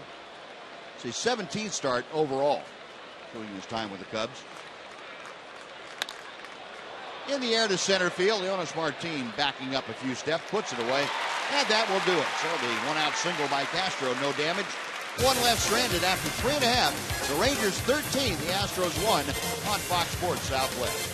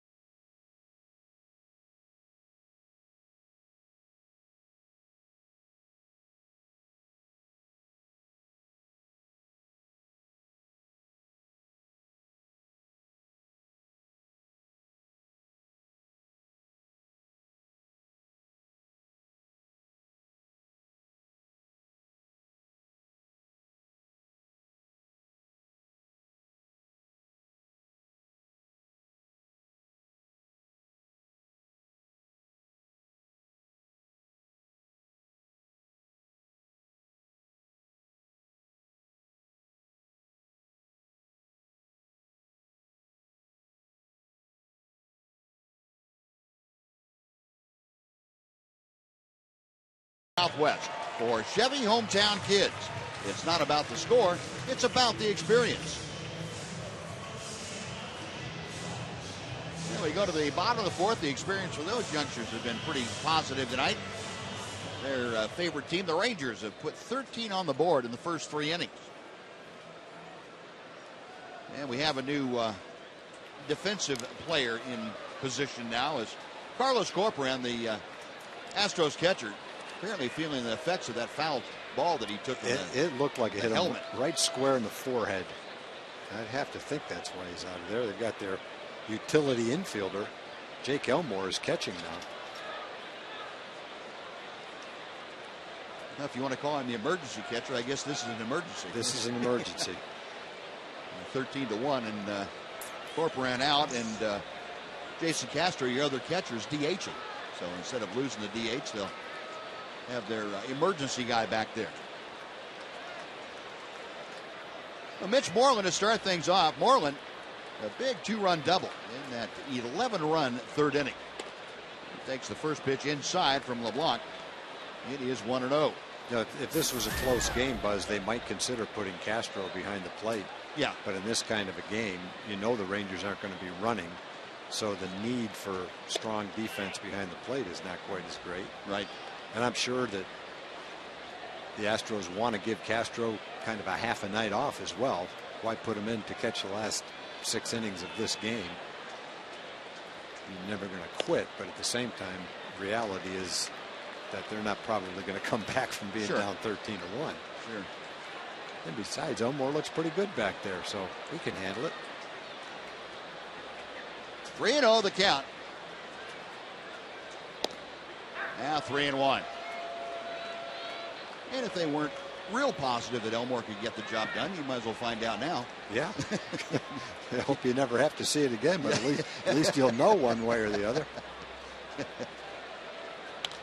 Moreland fouls it back to the screen, and the count is filled.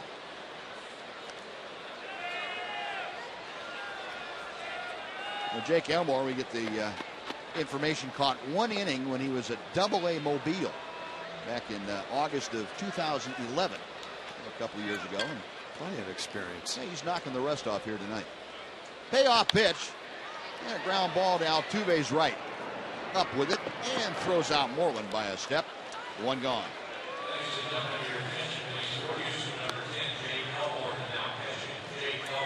Rich Dykert, our great statistician, got that nugget for us. Wow, that's a pretty good nugget. At least he's on asleep. Had to check over there a couple times, but he's still awake. No 1 gone here in the Ranger fourth, and Jurickson Profar will step up. Profar walked in the only at bat he had in that 6th inning. Rangers had 15 hitters come to the plate in that 3rd inning. Profar wasn't one of the 15. He did walk, or he was one of the ones, but he didn't come up twice, is what I was trying to get across. 0 for 1 tonight. A pop out and a walk. 1 ball and 1 strike. I'm not sure I can remember witnessing an inning where everybody in the lineup scored at least 1 run. That happened. Not by the 3rd inning, that's for sure. No, in that inning. In that inning? Yeah. Wow. Yeah, I don't think I remember an inning. I'm sure it's happened quite often, but you know, when teams scored 14, 15 runs. But I don't think I've ever seen one. I don't remember it, although the Rangers have had some pretty big innings. Yep. There's not that many games where every guy in the lineup scores in the whole game. No, you're right. Profar grounds out to 3rd, and 2 away for David Murphy.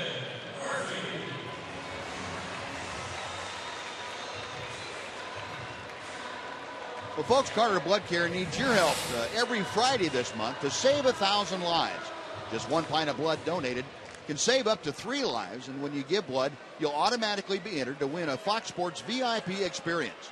Fans have saved 200 lives so far, so come on out this Friday at either the TCU Recreation Center in Fort Worth from 6 to 11 a.m. or the Longhorn Harley Davidson in Grand Prairie from 10 a.m. to 3 p.m. and help us save 1,000. While we were telling you about Carter Blood Care, David Murphy with his 23rd double of the year.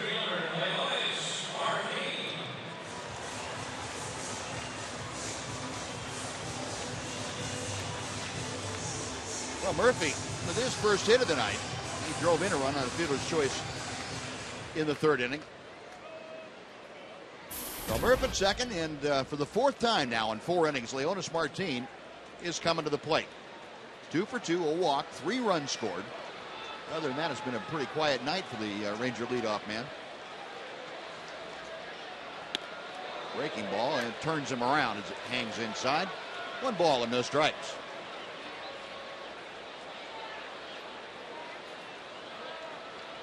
Martin hitting at .278 as he faces LeBlanc here in the 4th inning. Another breaking ball, and that's a bit low. 2-0.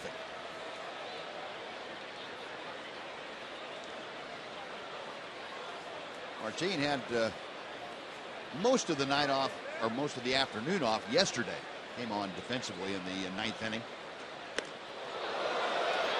Up and in, and that fastball missed, and it's 3-0. Leonis getting that day off yesterday, and it had been the first time that since Ron Washington had put him up at the leadoff spot that Leonis had a day off. Rangers had been very, very good with Martin batting first and Kinsler batting third. 3-0 pitch right down the middle. Yeah, LeBlanc has had to throw 40 pitches to get 4 outs because of the 2 errors that were made last inning. Otherwise, he could have gotten out of the 3rd inning in 1 batter.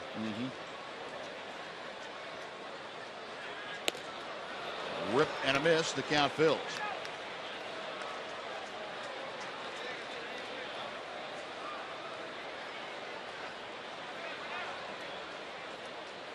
Murphy at second base after the 2-out double. That was the 10th Ranger hit of the night. Leonis trying to prolong this 4th inning. Payoff pitch to him. Pulled on the ground wide at first, into right field, a base hit. Murphy around third will score without a throw. Leonis Martin with his 3rd hit of the night, and the Rangers lead 14-1. Martin's been up 4 times in 4 innings, 3 hits and a walk.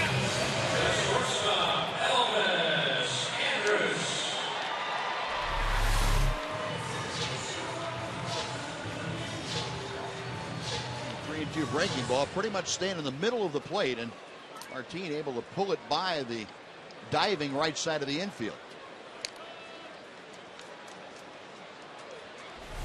So still 2 outs. Here's Elvis, who has singled twice and been on via an error. He takes the first pitch low for ball 1. Elvis has an RBI, his 43rd of the year. LeBlanc with a 1-0 pitch. Now 2-0.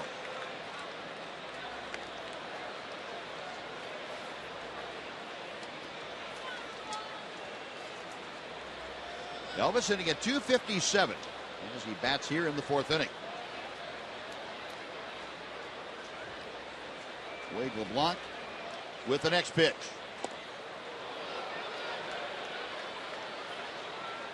Elvis feeling pretty good. He was trying to get his 2nd home run. You know, and the funny thing is, when he hit his 1 home run, the farthest thing from his mind was hitting a home run. He just got the right pitch in the right spot, but he was just trying to make some solid contact. The ball hangs outside. It's 3-1.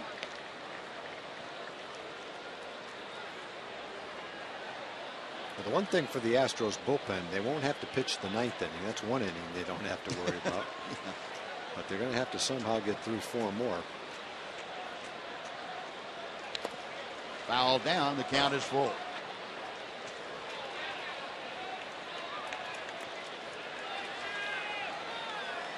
And the Rangers 14 runs on 11 hits so far. Lucas Harrell worked the first 2 1/3 innings, gave up 7 hits, 9 runs, 7 of which were earned. 3 walks and 2 strikeouts. And now Wade LeBlanc trying to close out the Ranger 4th. Payoff pitch on the way. Inside ball 4. And there are 2 aboard with 2 outs for Ian Kinsler. Martin and Elvis have been on every single time, 8 times. Elvis one time got on an error. They've had 5 hits, 2 walks, and an error. You can't set the table much better than that. No, I don't think so.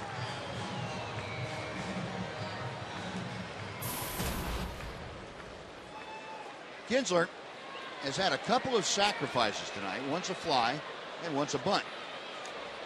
The other time he had a 2-run single. He's got Leonis Martin at second, Elvis Andrus at first. And the straight change floats in for strike 1. Ian now 53 runs driven in this year. And batting average at .268.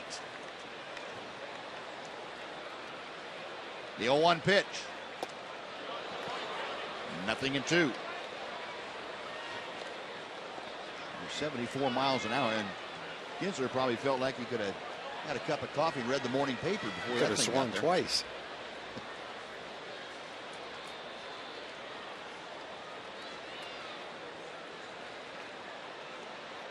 LeBlanc with the 0-2. Tried to wait on that.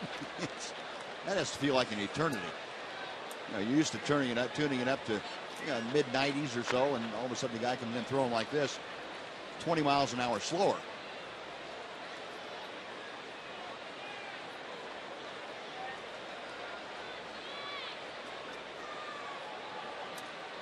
Martin the lead from second, Andrus away from first. Again, the 0-2 pitch coming. Hit pretty well. That's playable in left center field for Grossman. Puts it away, and that will do it. The Rangers score another run, though.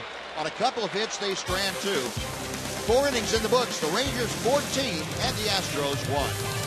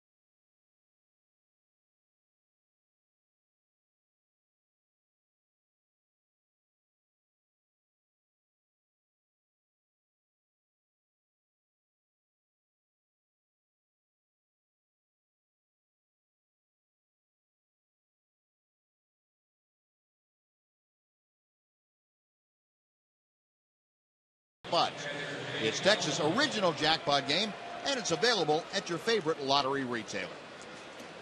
Well, we're going to the top of the 5th inning, and joining us now, as he always does in our Fox Sports Southwest telecast, Mark McLemore, co-host of Rangers Live. And Mac, it seems like it's been either the penthouse or the basement for the Ranger offense the last 4 games. 15 one night, 14 tonight.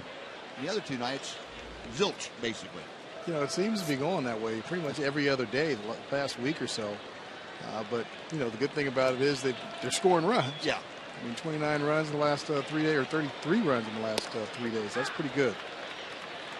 And if you're Matt Garza, you have to appreciate this support. It had been a kind of a rough go for Matt the last few outings at close ball games, and he wasn't up to his usual self. And now tonight, he can afford to kick back a little bit and relax some.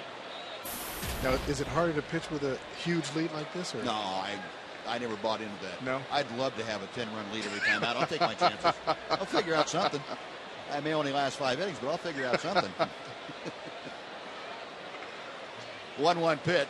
You probably do have to put out of your mind, okay, I've got to win today, you know, and just, what do? Imagine that it's a close game and pitch like you would if it's a 4-2 game? I tried to. I mean, when it really got out of hand, we had a huge lead, like this one. I consider this huge. I play little games within the game. You know, with each hitter, I tried to pretend he was up, you know, with a runner at second, nobody out, and I wanted to try to get him, but not to the point where I'd go 3-2 because I was trying to be cute with it. Yeah. Well, I'm sure hitters do the same kind of thing when things are getting out of hand a little bit. Play a game with yourself from time to time, to maybe for a pitch or 2 pitches, don't you? Well, I think the game that I would play is, let's see how many hits I can get in 1 inning. Okay. How many hits, how many runs, how many, you know, RBIs, something like that. I wasn't good enough to say, okay, let me mess around with balls and strikes. No, I wouldn't either. A little above my talent level. Yeah, you kind of say to yourself, you don't get many opportunities where the other pitcher is pitching this bad, and I've got a chance to add to my totals here. You have to take it a little selfishly, I guess, when you're ahead like this. Bear down each at bat. Hey, put a number on the board. Now the leadoff walk, I'm sure that Matt Garza won't be happy about that, walking Jake Elmore. And comes back to throw a strike here to L.J. HOU. HOU grounded out to first, his first time up there.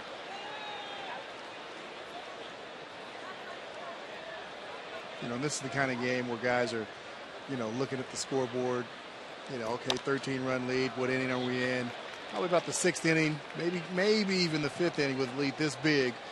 Guys that haven't had a whole lot of playing time will start coming into the game. But with this Rangers team, Wash uses this entire bench, so there's not anybody over there on the bench really that really hasn't had a lot of at-bats. Soto's probably the only guy that, you know, probably got the least amount of at-bats, but something tells me he's not going to put him in there tonight.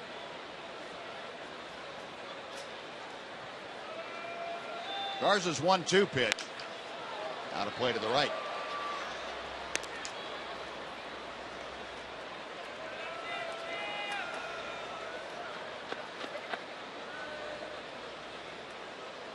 See, right now, if I were L.J. HOU, I'd be saying, all right, let me see if I can hit a one-hopper right at shortstop hard. No, that's not what I would be saying if I was him. That's what I'm saying right now to myself. He's trying to hit it hard someplace, but I don't think he has shortstop in mind. Now, he's going to have to get it started a little bit sooner to hit it in fair territory.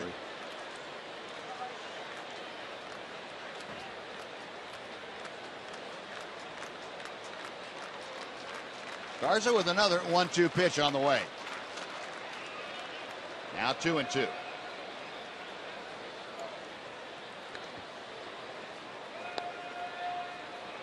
HOU's hitting in the number 8 slot in the Astros order tonight. He's got Jake Elmore at first against Matt Garza. Elmore, as you can see, not being held on at first by Mitch Moreland. The 2-2 pitch. Got him swinging. Breaking ball, and HOU is down on strikes. That is 6 strikeouts now for Matt Garza. 1 away, and Jonathan VR coming up.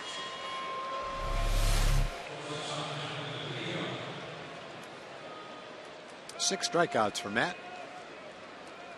Trying to chase that slider. Pretty close to being a strike. Yeah, Tom, you had mentioned the fastball, the good velocity of the fastball. This might be the sharpest slider we've seen him have, too. Yeah, since Carter's at bat, for sure, everything's been good. There's what you were looking for. Profar turns it over, and they go 6-4-3. A double play that erases the leadoff walk and gets the Rangers off the field. Halfway through the ballgame, it's the Rangers 14, the Astros 1.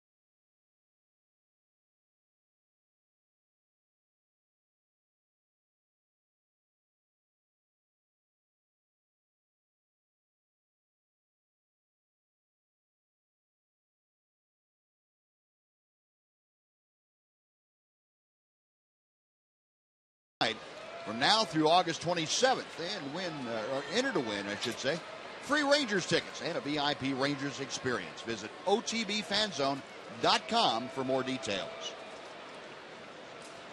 Well, Adrian Beltre coming up. Adrian 0 for 1 officially. But he has been intentionally walked twice tonight. And he has gotten the RBI on a ground out. And he hits the first pitch down to third. Dominguez will take care of that for out number 1. And right here, let's take time for a Mazda game break with John Radigan. John?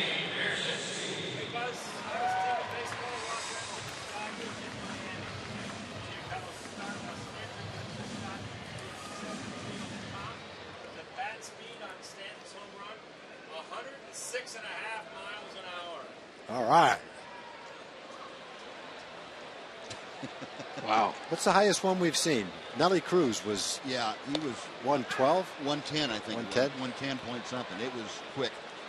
Well, you know, there was a game in spring training a few years ago. I didn't see this game. It was in Tucson. I think they were playing the Diamondbacks. And Nelly evidently hit a line shot that short hopped the wall. That's going to be trouble. It's up the alley off the bat of Przinski. And it's going to be extra bases. And it goes to the wall. AJ will stop at second. The fans wanted to see it. Go. They wanted a triple, but AJ said, no, he'll check in with his first double and his third hit of the night. Anyway, Nelly hit this ball in Tucson, and the Arizona coaches all said it was the hardest hit ball that they've ever seen in their lives. So that Nelly has hit the hardest one that we've seen this year is probably not a surprise. There aren't many guys that can hit the ball harder than Nelly. A lot of room out there in right center field, and he found the middle of it. Well, the Rangers now with an even dozen hits. They lead 14-1. Here's Alex Rios, who has a hit in 3 trips, and he nubs the first one foul. It's 0-1.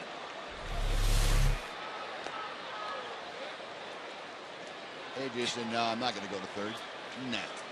That's 14-1. That's probably not a real good thing to do. No. 1, he would have been out. And 2, he probably got hit the next time. Yeah. So. He might have gotten somebody else hit along with him. 1-1 to Rios. You know, talking about bat speed, the one guy that I wish I could have seen swing a bat was Frank Howard. Oh, yeah. goodness. I did. Yeah. Wow, how was that? Well, you know, I don't. It's hard to compare him to Mark McGwire. You know, and McGwire was juiced and hitting those balls like that. But I think most people that saw Frank would say they can't imagine that anyone could hit the ball harder than he could hit the ball. I don't know what the number would be, but I remember, I didn't see this ball, but I remember players talking about a line drive that he hit just barely over the head of Brooks Robinson that was catchable, and Brooks never got his glove up as the ball went over his head. So I don't, you know, and he was probably playing back on the outfield grass. Dean Chance was a Cy Young Award winner. He used to pitch to Frank, and when he let go of the ball, instead of following through, he'd let go of the ball and then back up 2 quick steps and back of the pitching rubber with his glove up in front of his face. Wow. And I think that was the scariest part about facing him. I think as a pitcher, you literally had to try to pitch him in. Yeah. Just because you didn't want to take a chance on a line drive coming back at you. Tell whoever your third baseman is, they back up a little bit. I mean, he's coming inside with him. I'm not taking a chance. It's too close. Now, that was a scary figure in the batter's box. I only faced Frank a couple of times when he was with the Tigers in '73, I think it was. And that was an imposing figure in the batter's box. There were some pretty big guys playing at that time, but Frank Howard was almost a man among boys. Well, he was an imposing figure in the first base coaching box, and that's all I could ever think about whenever we would play him and he was coaching. Pacing and clapping his hands, just like running back and forth to the dugout. I'm like, I cannot imagine him with a bat in his hand. That was scary. Well, and it looked like he used a bat the length of a fungo, but it looked like half a telephone pole too. 2-2 pitch. It's hard but foul. Look out, Gary Pettis. He used to, in spring training, he would tune up the Iron Mike pitching machine, get it to throw as hard as it could. I have no idea how hard it threw, and then he would stand about halfway and just wail away at that thing all day long. But when Mark McGwire was playing it, virtually every park that you went to, someone would say, that's where Mark McGwire hit a ball. And the same was true with Frank. Every park you went to, that's where Frank hit a ball. In an old RFK stadium, there were seats painted in the upper deck where he had hit a couple of balls. I think it was off Mickey Lolich, these line drives into the upper deck. He wasn't the only guy that ever hit one up there, but chances are no one ever hit one harder up there than he did. Check swing. Did he go around? No, he did not. He had 2 balls back-to-back days in Anaheim, one off Andy Messersmith and one off Clyde Wright. But before they had the seats out there, you could see the big A out in left center field. Oh, yeah. And they looked like tee shots where you had no idea how far they went. They looked like they went right through the A. But people could see where they landed, and they measured them, and each one of them was like 515 and 520 feet. Yeah. And they signed this giant bat and sent it over to Frank the third day. It's something like to Frank with love, Andy and Clyde. They both beat, they both won the game, so they were feeling pretty good anyway. Alex Rios got caught looking, and he is gone. Sam McDowell one day, Alvin Dark was managing the Indians in the first inning. Frank was batting third in the bottom of the first inning. The first 2 guys made outs. He came up as the third hitter, and Alvin Dark put him on. Not pitch around him, but the catcher stood up and they intentionally walked him. In the first inning? Yeah, with nobody on, the third hitter of the game. Wow. And he used to wear out Sam McDowell. Sam was maybe the hardest throwing pitcher back then, certainly one of the top 3 or 4. Yeah. But you might fool him on a breaking ball, but no one in the world could ever throw a fastball. But he might swing and miss at it, but they didn't throw it by him. He just happened to miss it. It's Moreland waiting. The pitch is off the outside corner. It's 2 balls and no strikes.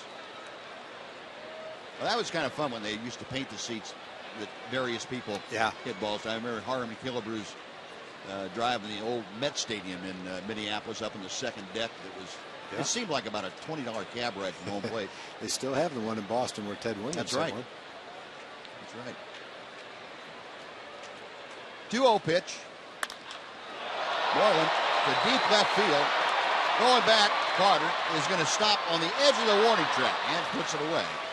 And that'll do it. Rangers get a double, but strand a runner. We've finished 5, and Mac, thanks a lot for joining us. We'll pick up some more tales of the Wild West later on, maybe tomorrow night. All right. 14-1, Rangers.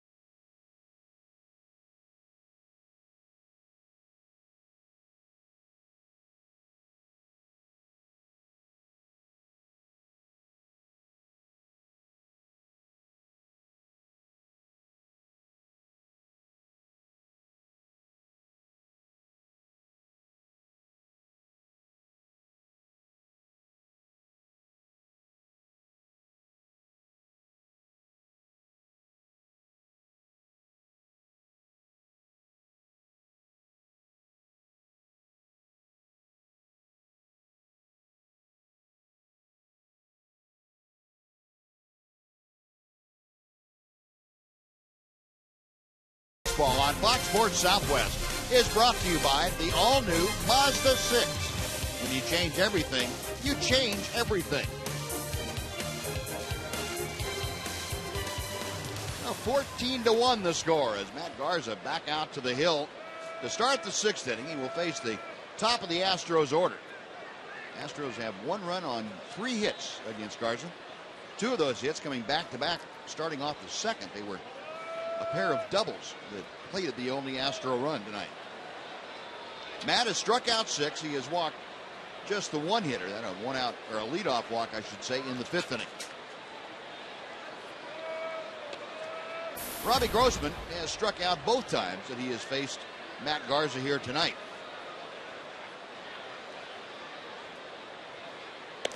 And a fastball outside corner. That's action in the bullpen. Philip Umber getting loose for the Astros. Grossman pops it up to left field. Going out, Andrews. Murphy coming on, making the call, and David puts it away. 1 gone. And let's go over and say hello to Jim Knox again. Jim? All right, appreciate it, Buzz. Hey, big night here at the ballpark tomorrow. You know we got a couple big auctions going on. Also, it's Camo Texas Ranger hat giveaway, courtesy Generation Smile. First 30,000 fans receive this nice Texas Rangers camo hat. You know, David right here from Royce City, his mom just thanked me for putting the hat on the head because, look at this, Buzz. Huh? Not bad. There you go, David. We'll keep it on, but nice looking, David. Way to go, buddy. Buzz? All right, Jim, thank you. You don't want to mess that up. No way. Spent a lot of time doing that. No kidding. Red Wallace, the hitter. The 0-1 pitch to him. He is up there hacking and fouls it back. It's 0-2. Wallace is struck out and grounded right back to Garza tonight. 0-2. 219 the average. Oh, the Astros' first sacker.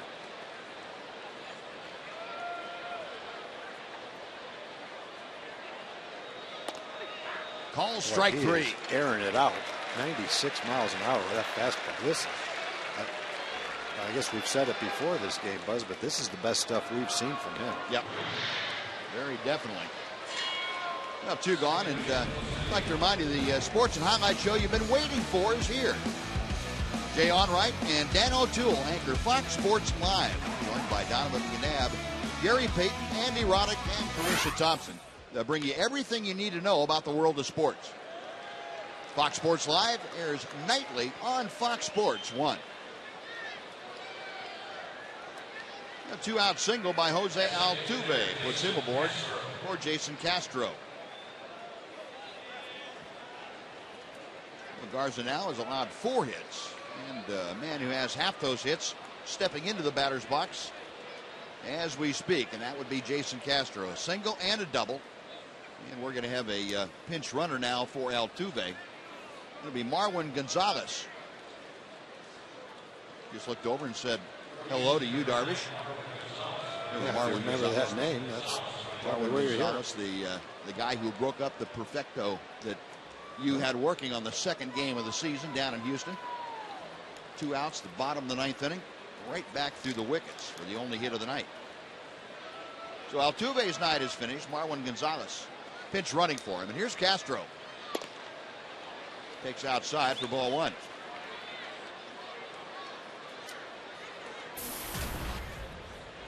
Castro doubled to start off the second. Hit it off the wall right in front of the Ranger bullpen, then singled up the middle his last time up. That was in the 4th. Tops that foul. 1-1 now the count. Garza working here in the top of the 6th inning. Matt staked to a 14-1 lead, courtesy of an 11-run 3rd inning by the Rangers. Right-hander sets. The breaking ball in the dirt. Blocked by Pierzynski. It's 2 balls and a strike.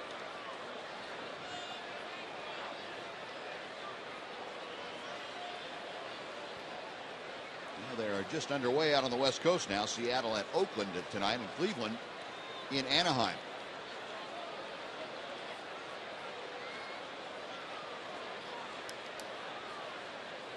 Rangers, of course, with that half-game lead over the A's as we start play here this evening.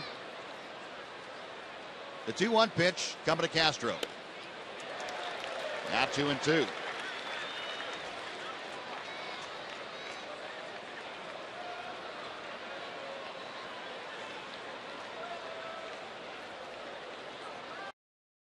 Castro with the 2 base hits now has that average up to 271. Garza coming back to the plate. 3-2. Matt wants a new baseball, and Gary Cedarstrom complies. Matt will rub it up a little bit and try and figure out something to do with Castro. Hasn't retired him yet tonight. He has run the string all the way out. It's 3 balls and 2 strikes with 2 outs.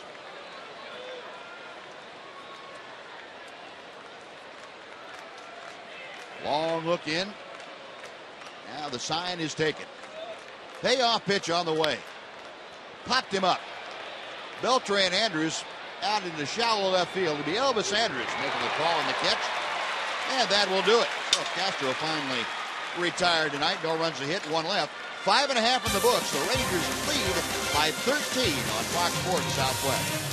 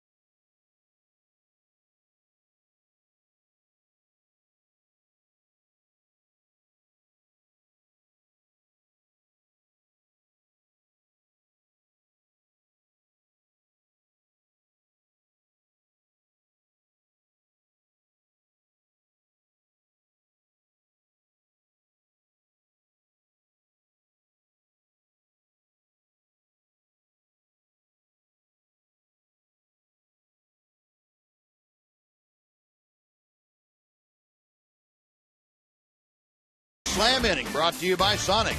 Tonight's jackpot is worth $800 and dinner for 2 at Sonic Drive-In. Tonight, the Rangers are hitting for Christy Schmidt from Plano. And if a Ranger hits a grand slam this inning, Christy Schmidt from Plano will win $25,000. You can register at any participating Sonic restaurant. Now, Wade LeBlanc is finished for the evening after 2 2/3 innings. He is replaced by the right-hander Philip Umber. Well, Umber started out the season with the Astros. He struggled, pitched in the minor leagues, and now he's back in a relief role. Numbers weren't very good at the beginning of the year. Trying to come back and pitch better as a reliever. So Umber, a Nacogdoches native, goes to work here and fires a strike to Jurickson Profar. Profar tonight is 0 for 2 with a walk and a run scored.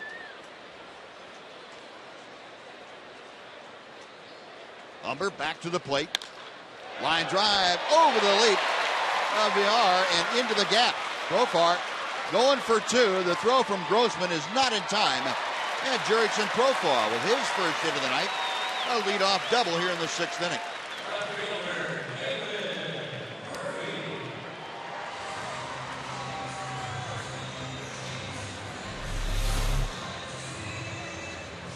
Well hit line drive going the other way.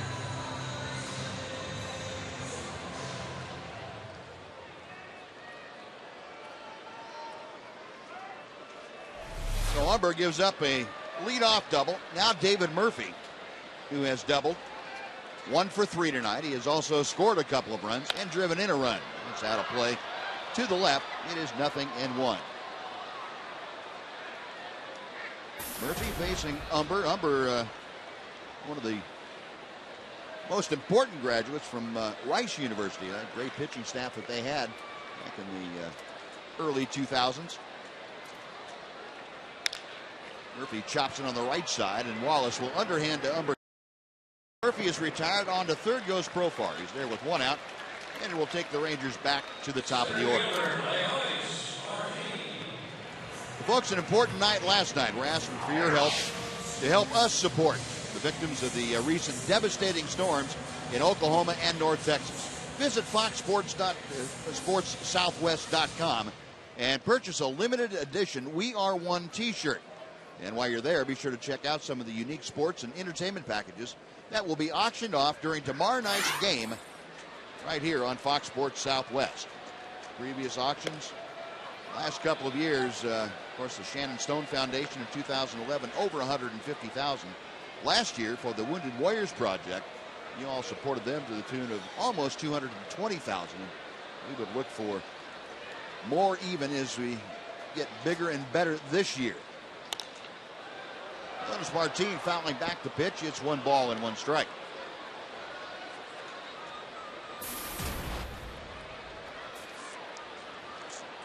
Martin 3 for 3 tonight with a walk, a run scored, or 3 runs scored, a run driven in.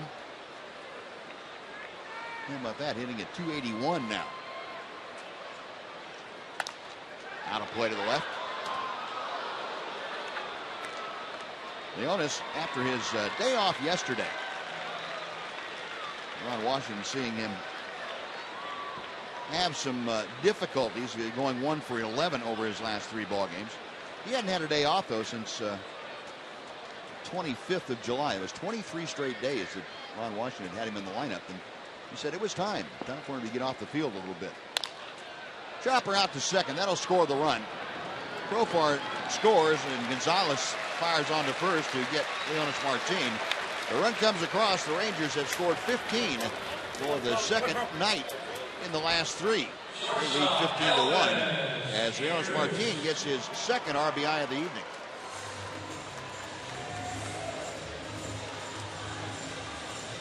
So 2 outs now. The base is empty for Elvis Andrews.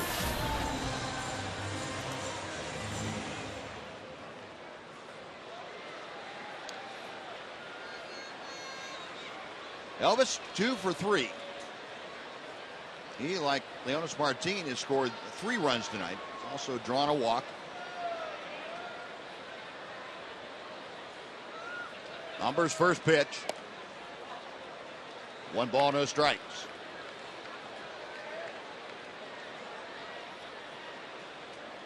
Umber, you remember last year, threw a perfect game against the Seattle Mariners as a member of the White Sox. At that time, the 21st pitcher in Major League history to have a perfecto.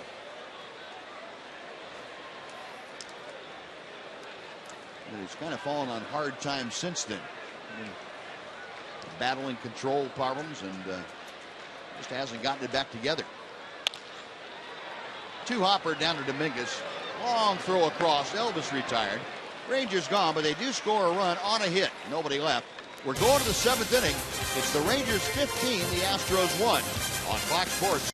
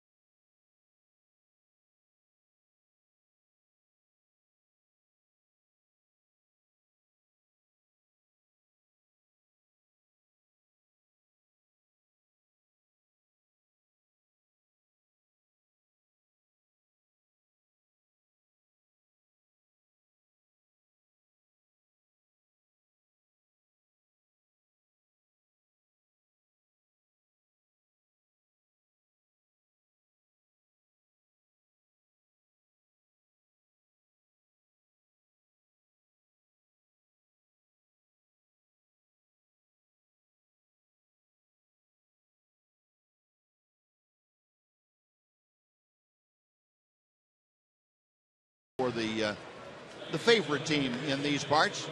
Rangers 15 runs on 13 hits. They lead 15-1. Leonis Martin and Elvis Andrus at the top of the Ranger order. 5 for 8 between them with 6 runs scored and 3 runs driven in. Meanwhile, Matt Garza has retired 14 of 17 since giving up the Carter RBI double in the second. That's the only Astros run that he has allowed tonight. Well, we go to the 7th inning, and Matt Garza back to the hill. And some defensive changes. Adam Rosales has taken over at shortstop for Elvis Andrus. And coming in the ball game to play third base is Jeff Baker. So Adrian Beltre and Elvis Andrus get an early departure, get the last 3 innings or so off in this ball game.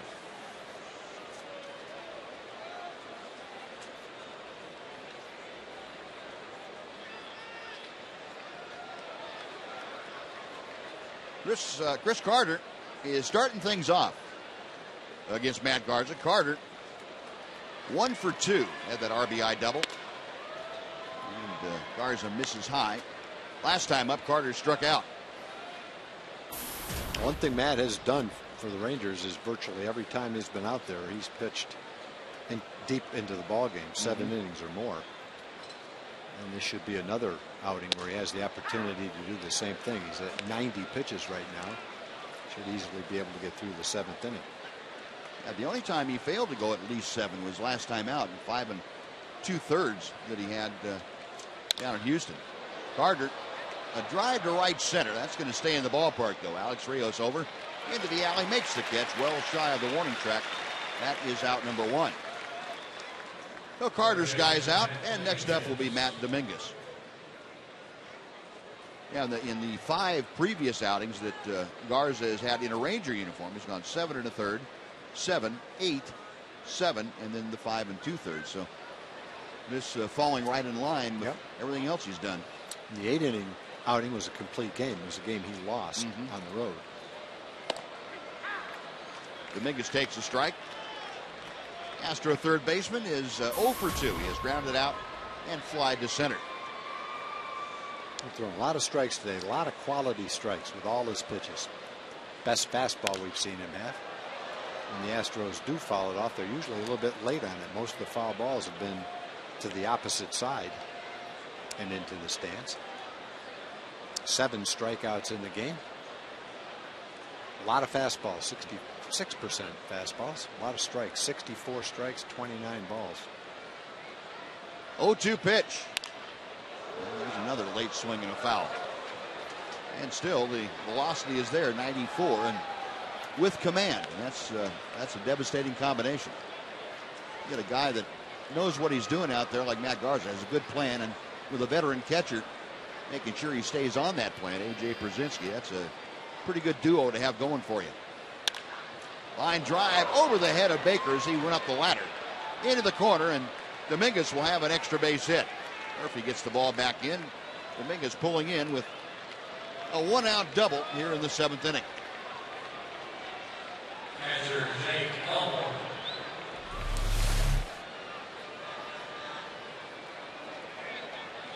A slider that kind of backed up on Garza a little bit.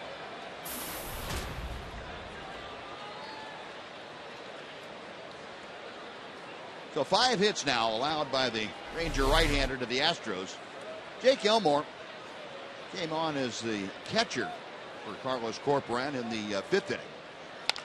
And coils away at the first pitch. It's out of play to the right. Elmore drew a walk as he led off the 5th.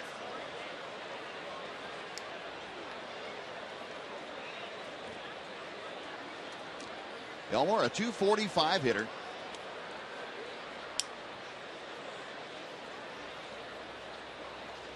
Garza a check of second.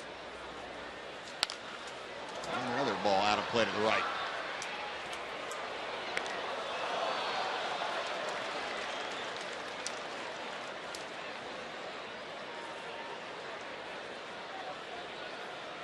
Elmore in limited play on this road trip.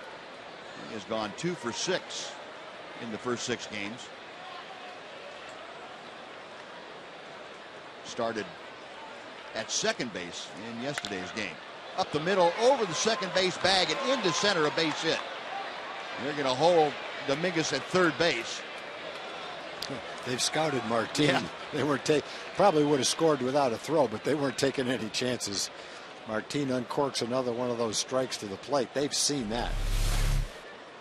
They saw that ball from left center field that he threw all the way in the air. Got Altuve by about 10 feet. Right. They weren't taking any chances. So the first time that the Astros have had 2 runners aboard in the same inning since the second. No, this is the first time they have had all night. They've been on base at the same time. And a big rip and a miss by L.J. HOU. HOU's 0 for 2, a ground out and a strikeout.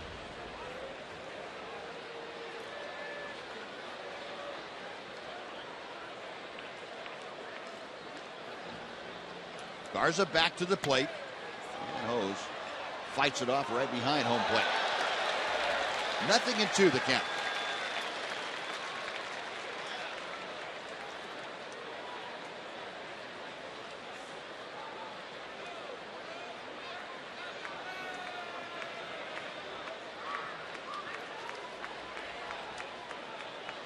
Brzezinski flashing the signs out, and Garza picks out one he wants. 0-2, that's line to center. That's going to be a base hit. In to score is Dominguez. Elmore puts the brakes on as that throw strongly comes in to third base. Even when they don't run, the throws he makes are great. He's back on his heels in deep center field. There's a one-hop bullet to third base. That makes it a 15-2 Ranger lead.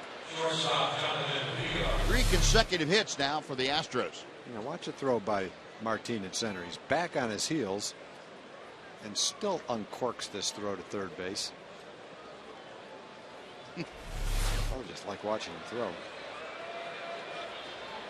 Mike Maddox out to have a brief chat with Garza and Brzezinski. 2 on, 1 out, a run across, and Jonathan Villar comes up for his third at bat. Last time up, Villar grounded into the double play that ended the 5th inning. He's been ahead of the hitters this inning, just hasn't been able to put them away. And he throws a strike at the belt.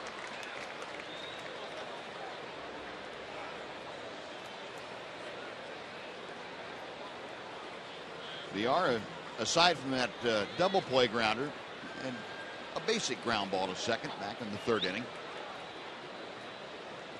Got Elmore second, HOU at first. And the pitch catches the outside corner about knee high. 0-2.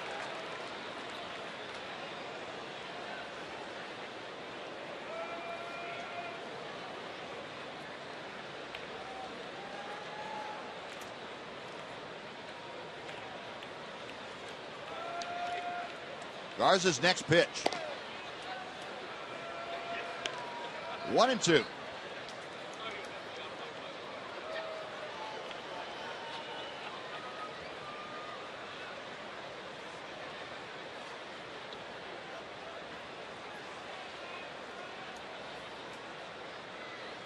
Right-hander sets at the belt.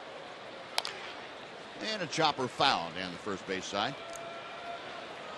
Well, Fritz Stockard again going to work here and coming up with some dandies for us. Yes, yeah, he is. What did he come up with? What he's telling me is the Rangers had not scored 15 runs in a 3-game span since August of 2008. Wow. That's pretty. How's he finding all this stuff out? He's like a researcher? I think so. Either that or he's making it up. No, one thing for sure, we would never know that. He said Rich Rice, the Rangers PR staff, is helping him out. I'm sure Rich is feeding him all this stuff. All right, well, that's how Fritz knows it. How's Rich know it? Calling Stats Inc., probably. Yeah. Elias does all that research. Boy, now they can pull up anything, any era of baseball you want, and get it down to the pitch-by-pitch minute.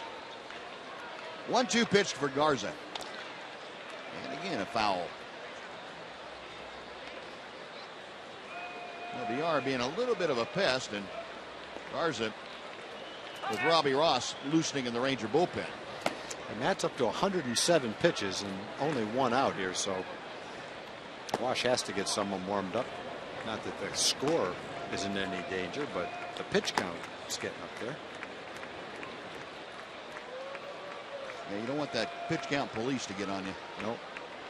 1-2 in the dirt, and Brzezinski able to block it.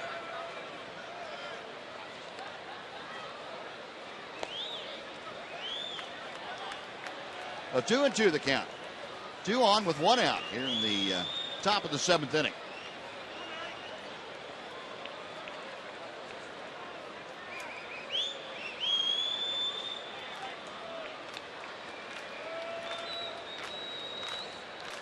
AJ flashing the series of signs out.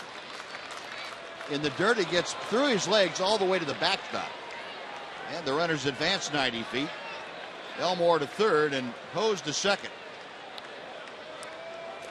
Well, that takes away the double play possibility, and it runs the count full to VR.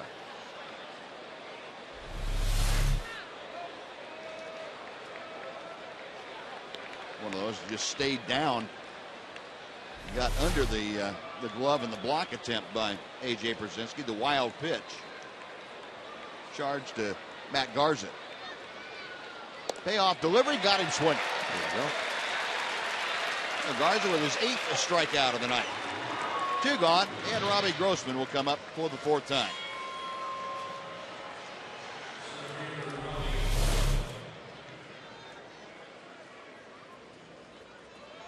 Well, it just kind of disappeared right at the end. Sure did.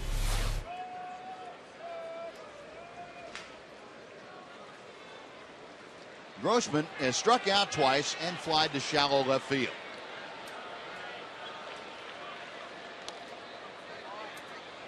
One ball, no strikes.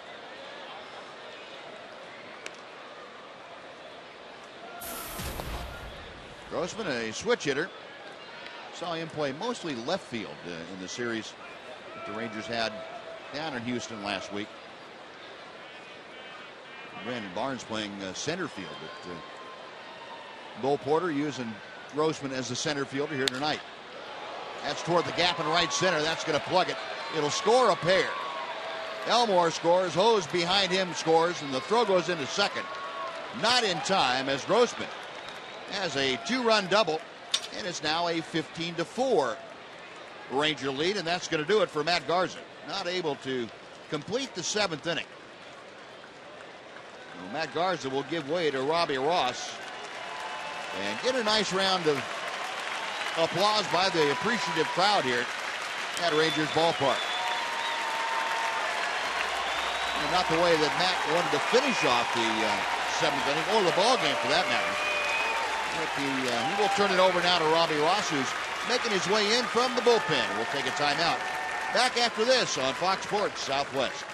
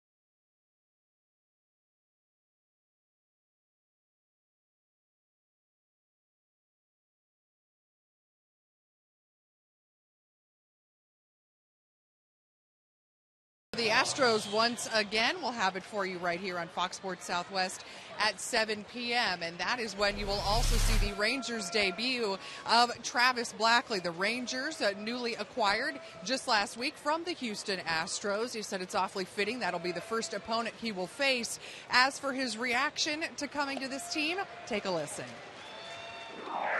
Super excited. You know, obviously last year had quite a lot of battles here with this team, and you know, it's you know, obviously one of the best teams in the league, and it's, you know, with a really good chance at postseason and even World Series. So you know, that's exciting, and kind of revamped me a little bit to yeah, for a bit of excitement for the year.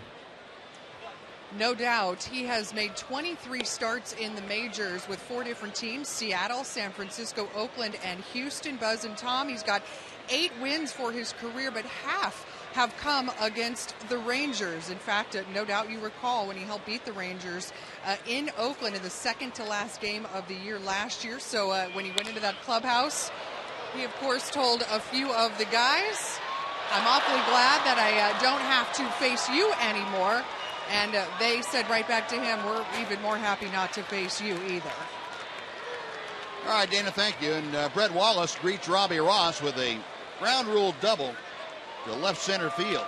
Robbie Ross continuing to have problems coming in against left-handers.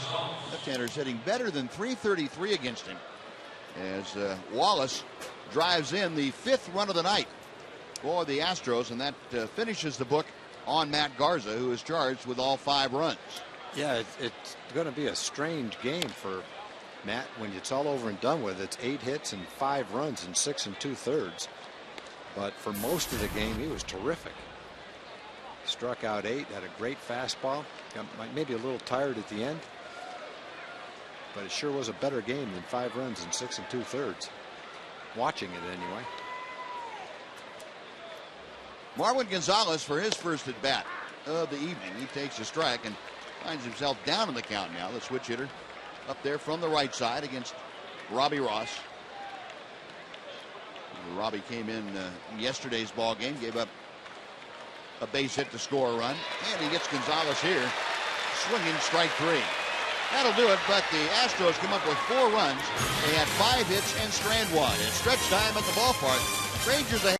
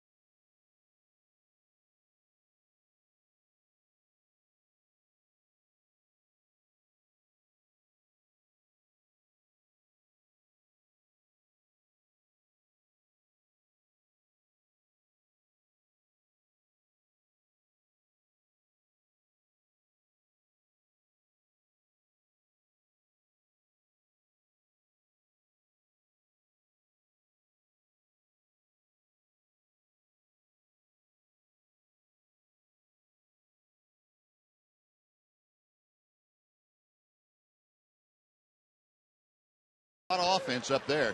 Guys that have been replaced, the Rosales and Baker, the replacements, the only ones up there was zeros.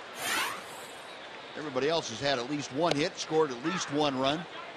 All 9 starters in those categories. And Philip Humbert starting things off against Ian Kinsler.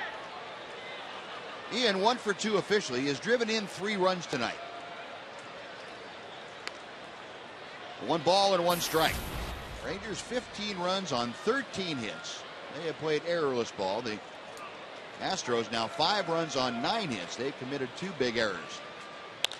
Kinsler a drive to left, but he hooked it too much. About 25 feet foul as it passes by the pole. And the count moves to 1-2.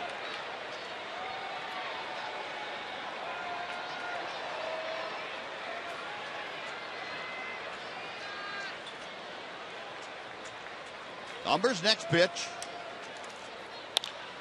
And a ground ball to short. VR fires to first. Kinsler retired, 1 gone. And Jeff Baker will get his first at-bat of the evening. But before we tell you about Jeff Baker, it's time for a Mazda game break. Here's John Radigan.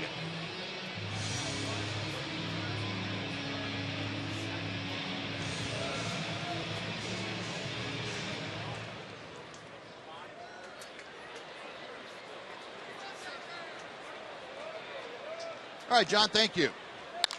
Baker smokes one off the glove of Wallace onto Umber, covering by the second baseman Gonzalez, and they get Baker. Boy, that is really hitting in tough luck. Yeah, that's not right. Hit that ball hard. Of course, the game is out of hand, but at the same time, you come up and have a nice at bat, drive the ball like that, looking for a base hit. You can see how far off the line the first baseman is, way over towards second base. He was able to knock it down, and the pitcher gets over and covers. That's your typical 3-4-1 put out at first. Yep. Yeah, good job by Umber to not get caught being a spectator. Got over there to cover the bag. So 2 quick outs here in the Rangers' 7th inning. A.J. Przinsky, who is 3 for 4 tonight, now facing Umber, takes outside for ball 1.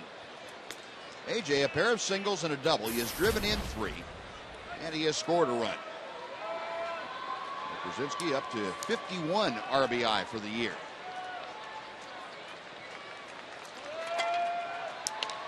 Fouls the pitch away, and the count evens, and a ball and a strike.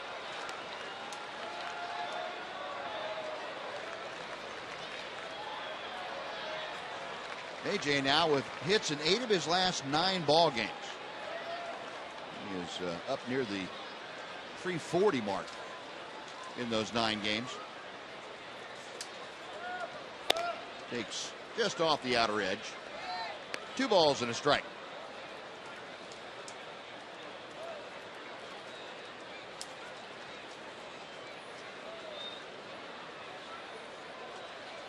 Przinsky waiting as Umber gets set. And a foul ball evens the count at 2-2. Well, the Rangers continuing their hot hitting here at home, as you see a very relaxed Ranger dugout. Rangers, the last 10 ball games now at Rangers ballpark, hitting up over 290. Dave Magadan happy with the work that his guys have been putting in. They came in tonight 4th in the American League with a 268 home batting average. And that's fouled out of play. That'll go up a little bit this evening. Overall, Rangers 5th in the American League with a 261 average entering play tonight. Their on-base percentage is going to go up too. It's been going up pretty steadily as Ron Washington's club has found a way to take more walks and get that runner on base average going. It was 6th in the league starting play tonight, and that might rise a spot or 2 even.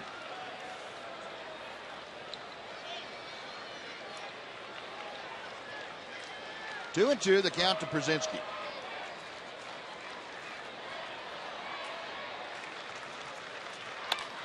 And that's out of play. Looking down into the on-deck circle, Alex Rios, the scheduled next hitter, has been called back to the dugout. Craig Gentry. Looks like he will take over for Rios.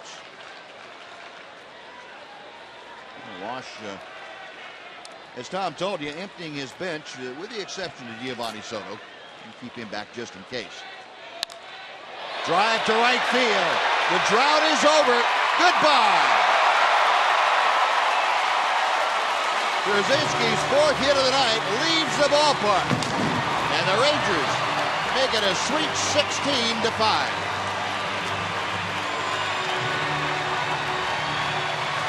Four hits, a home run, a double, 2 singles, 3 different times he's driven in a run in this game. A big hit in the 3rd inning. The first hit of the inning to drive in runs to make it a 4-2 game. Drove in 2 runs on a bases loaded single. And caps his day off by hitting a slider down in the strike zone up into the upper deck. Line shot.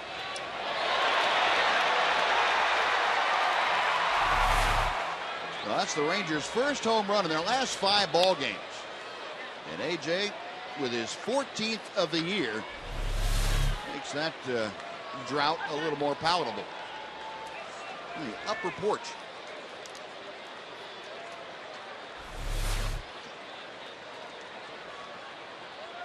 .403 feet, the measurement put on Brzezinski's blast.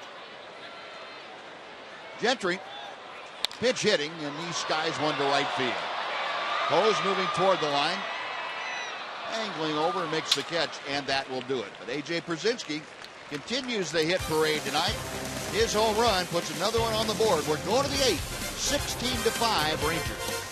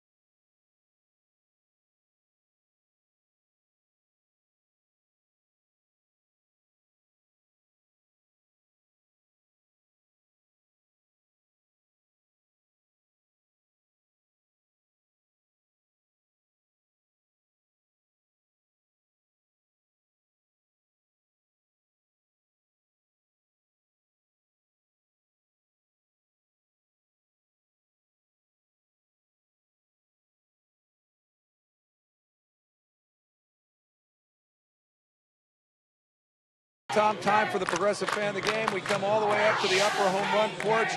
This is the entire school teachers. Everybody here, school teachers at Bowie Elementary in Ennis, right? That's and correct. This is Principal Corbett, the principal at Bowie Elementary in Ennis.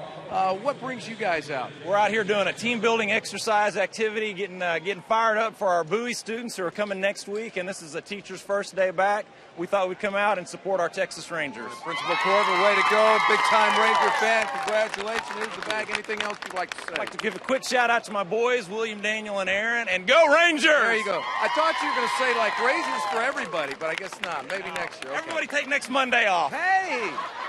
It's Labor Day. Oh, it's Labor. Okay. All right. There you go, Buzz. All right, Jim. Thank you. 16-5. Robbie Ross now back at the hill to work the 8th inning, and Jason Castro starting things off. Castro 2 for 3 tonight, and Ross misses outside. It's 2-0. Craig Gentry stays in the ballgame, takes over in center field with the previous center fielder, Leonis Martin, moving over to right. Out of play to the left. The count is 2-1. Castro doubled and scored in the 2nd inning. Singled with 1 out in the 4th inning, and last time up, popped out to short.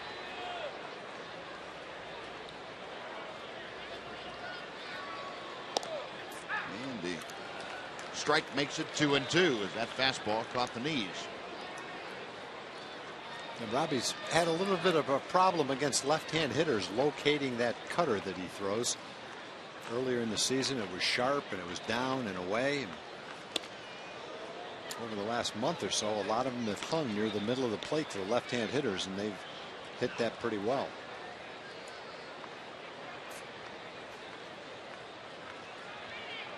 Three and two to Jason Castro. Ross with a payoff pitch. High, ball 4. And Castro is aboard to start the 8th inning.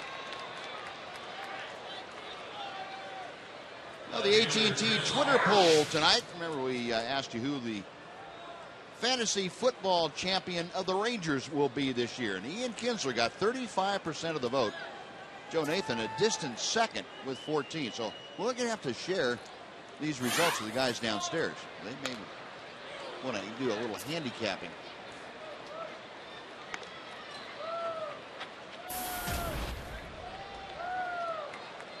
Chris Carter, 1 for 3 tonight, had an RBI double in the second. That drove in his 63rd run of the year. He is tops on the Astros club in that category. Got jammed and a fly ball lazily out to center field. Gentry coming on. Carter retired, 1 away from Matt Dominguez.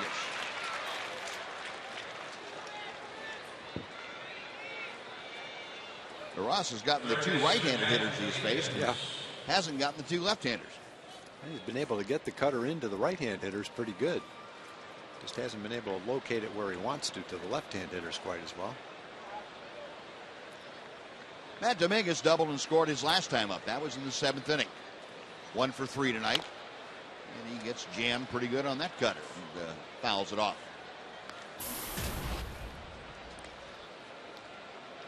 Dominguez, you see, second on the Astros team with those 60 RBI.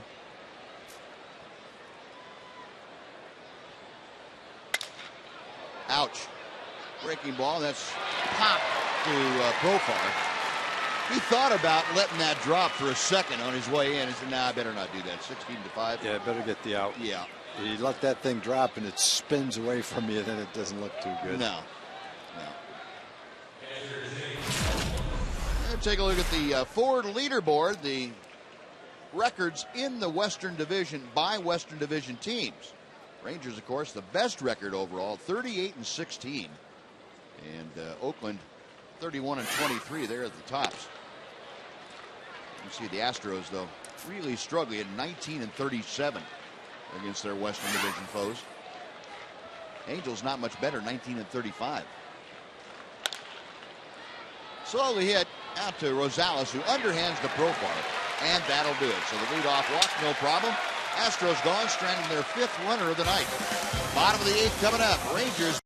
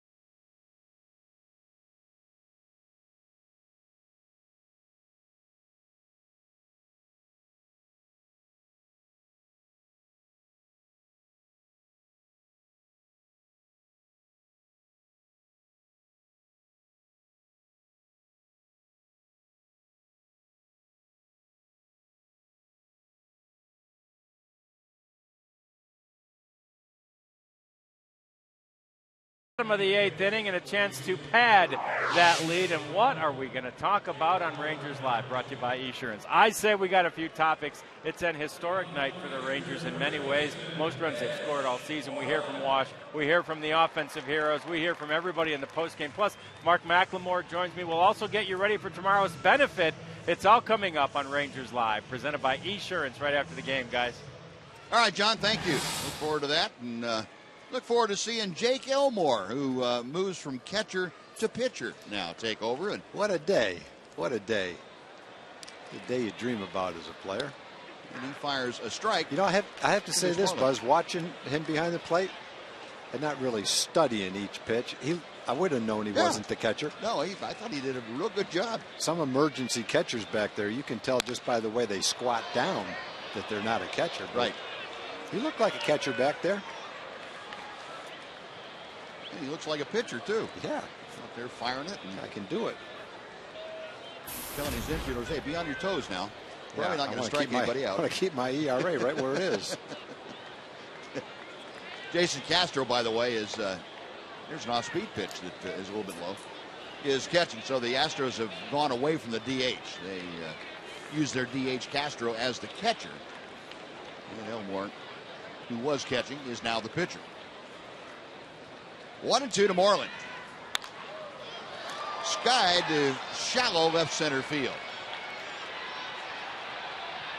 Grossman in to make the catch for out number 1. And Moreland, 1 for 5 with a 2-run double, is back to the Ranger bench. Now Jurickson Profar. The Rangers 16 runs on 14 hits tonight. Astros 5 runs on 9 hits. Profar doubled and scored his last time. He has scored twice tonight and walked in that Ranger 3rd inning. Fastball to the inside corner. I use the term fastball advisedly. It's his fastball. It's his fastball, that's right.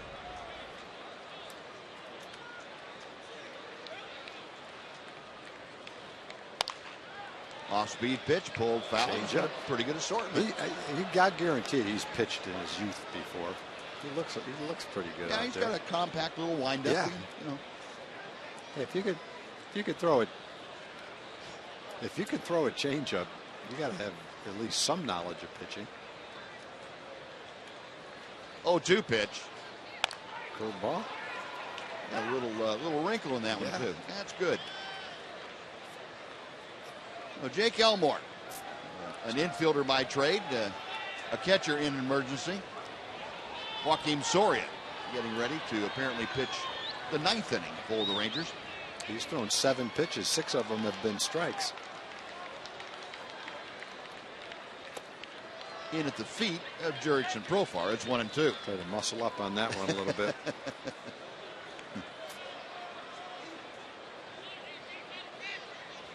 No, let's just say he's not Jose Canseco out there. He's not going to hurt himself. No.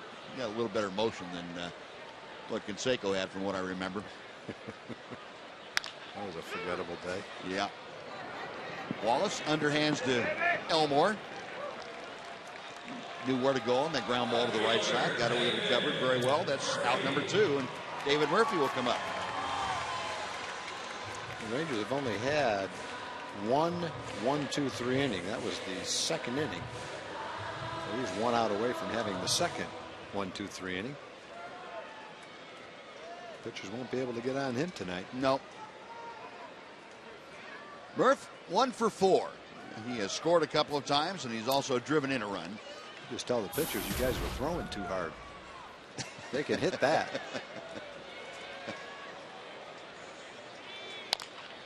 And Murphy chops one out to second base. Gonzalez up with it, and Jake Elmore has just the second 1-2-3 inning of the night, and his teammates are standing an ovation for him. Well, the Rangers gone. We're going to the 9th inning. Rangers 16-5 over the Astros.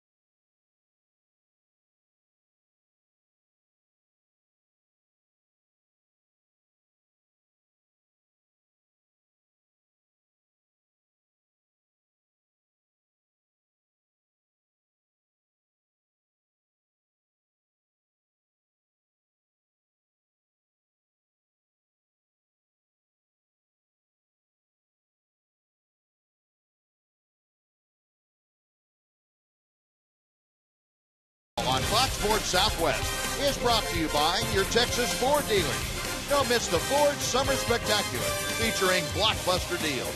Now playing at your best in Texas Ford dealer. By AT&T UVerse TV. Check availability at 1-800-PIC-ATT. Rethink possible. And by Progressive. Visit Progressive.com today.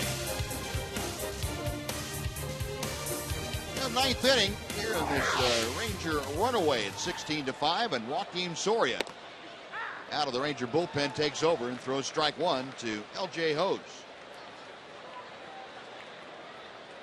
Soria with his 13th appearance of the year. 1 ball and 1 strike.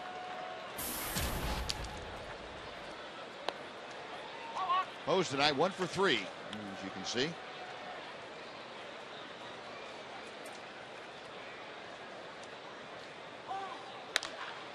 Hard hit, but Erickson Profar gets over in front of it.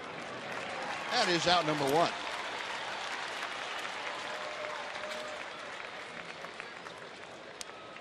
So Soria gets the first down, and now you'll face Jonathan Villar.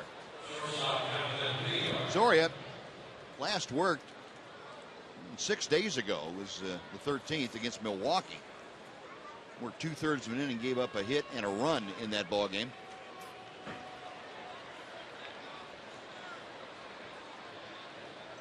Three of the last 6 outings that Soria has had have resulted in him giving up at least a run. So, trying to turn things around and not pitching as much as he has. Trying to shake some of that rust off, get himself in a pretty good groove to help the Rangers down the stretch. 1 ball and 1 strike to count to Villar.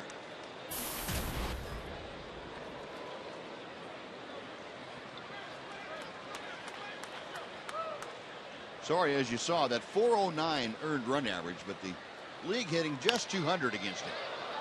The pitch lashed foul the other way. And the count goes to 1-2.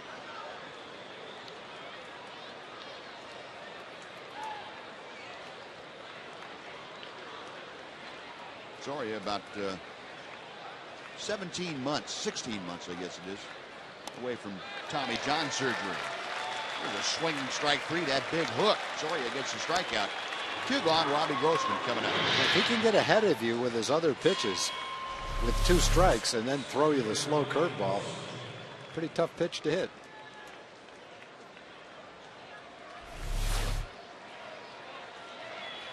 The base is empty, 2 away. Grossman steps in. Robbie had the RBI double in the 7th inning that chased the starter Matt Garza from the game. Now that pitch to the left. It is 0-1.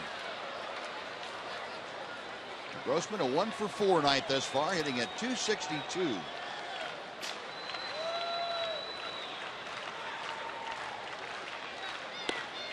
Rip and a miss, and Soria heating up upstairs. Now 2 outs, and the crowd that was in the neighborhood of 32,000, a little bit over 32,000,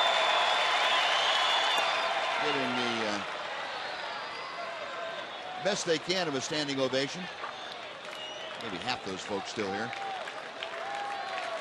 But the crowd that is still here definitely enjoying this night and trying to help Joaquin Soria close out the Rangers' win here this evening. Just missed inside.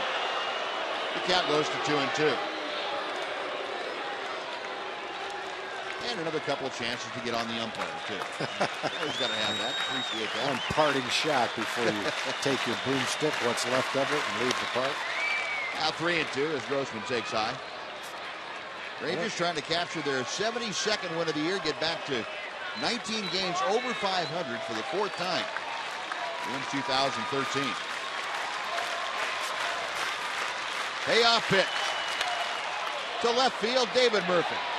Circling under it, makes the catch, and that will do it. A 1-2-3 inning for Soria, and the Rangers capture game 1 of this 3-game series against the Astros, 16-5, the final here tonight. Well, Matt Garza with the win moves to 3-1 in a Ranger uniform. Elvis Andrews, Ian Kinsler, part of the Ranger group tonight that really enjoyed an offensive outburst. 16-5, 16 runs on 14 hits. Rangers also were given some walks to work with, 5 of them by Lucas Harrell and Wade LeBlanc, the first 2 pitchers they faced. Able to put 11 runs on the board in the 3rd inning, an inning that saw every Ranger in the lineup score a run in that frame. So quite an evening, quite an offensive outburst. As we mentioned, the 2nd time in the last 3 days that the Rangers have put at least 15 on the board. 15 on Saturday and 16 here on Monday night. Ron Washington's club right now a full game up on Oakland, pending the outcome of the Oakland-Seattle game out in Oakland tonight. Could be as much as a game and a half. But then we'll have at least a half game advantage as the Rangers continue to play well against the Western Division. They're now 39-16 against the West. It was a good game all the way around. You just had to love the 11-run inning. Before the errors happened, Rangers got the top of the order on base, got a sacrifice bunt, and then 2 big hits with the bases loaded. A.J. Przinsky had the 2-run single. Mitch Moreland had a double with the bases loaded to drive in a couple, and just got more from there, an 11-run inning. But we said all season long, Buzz, for the offense to click, you've got to get the guys at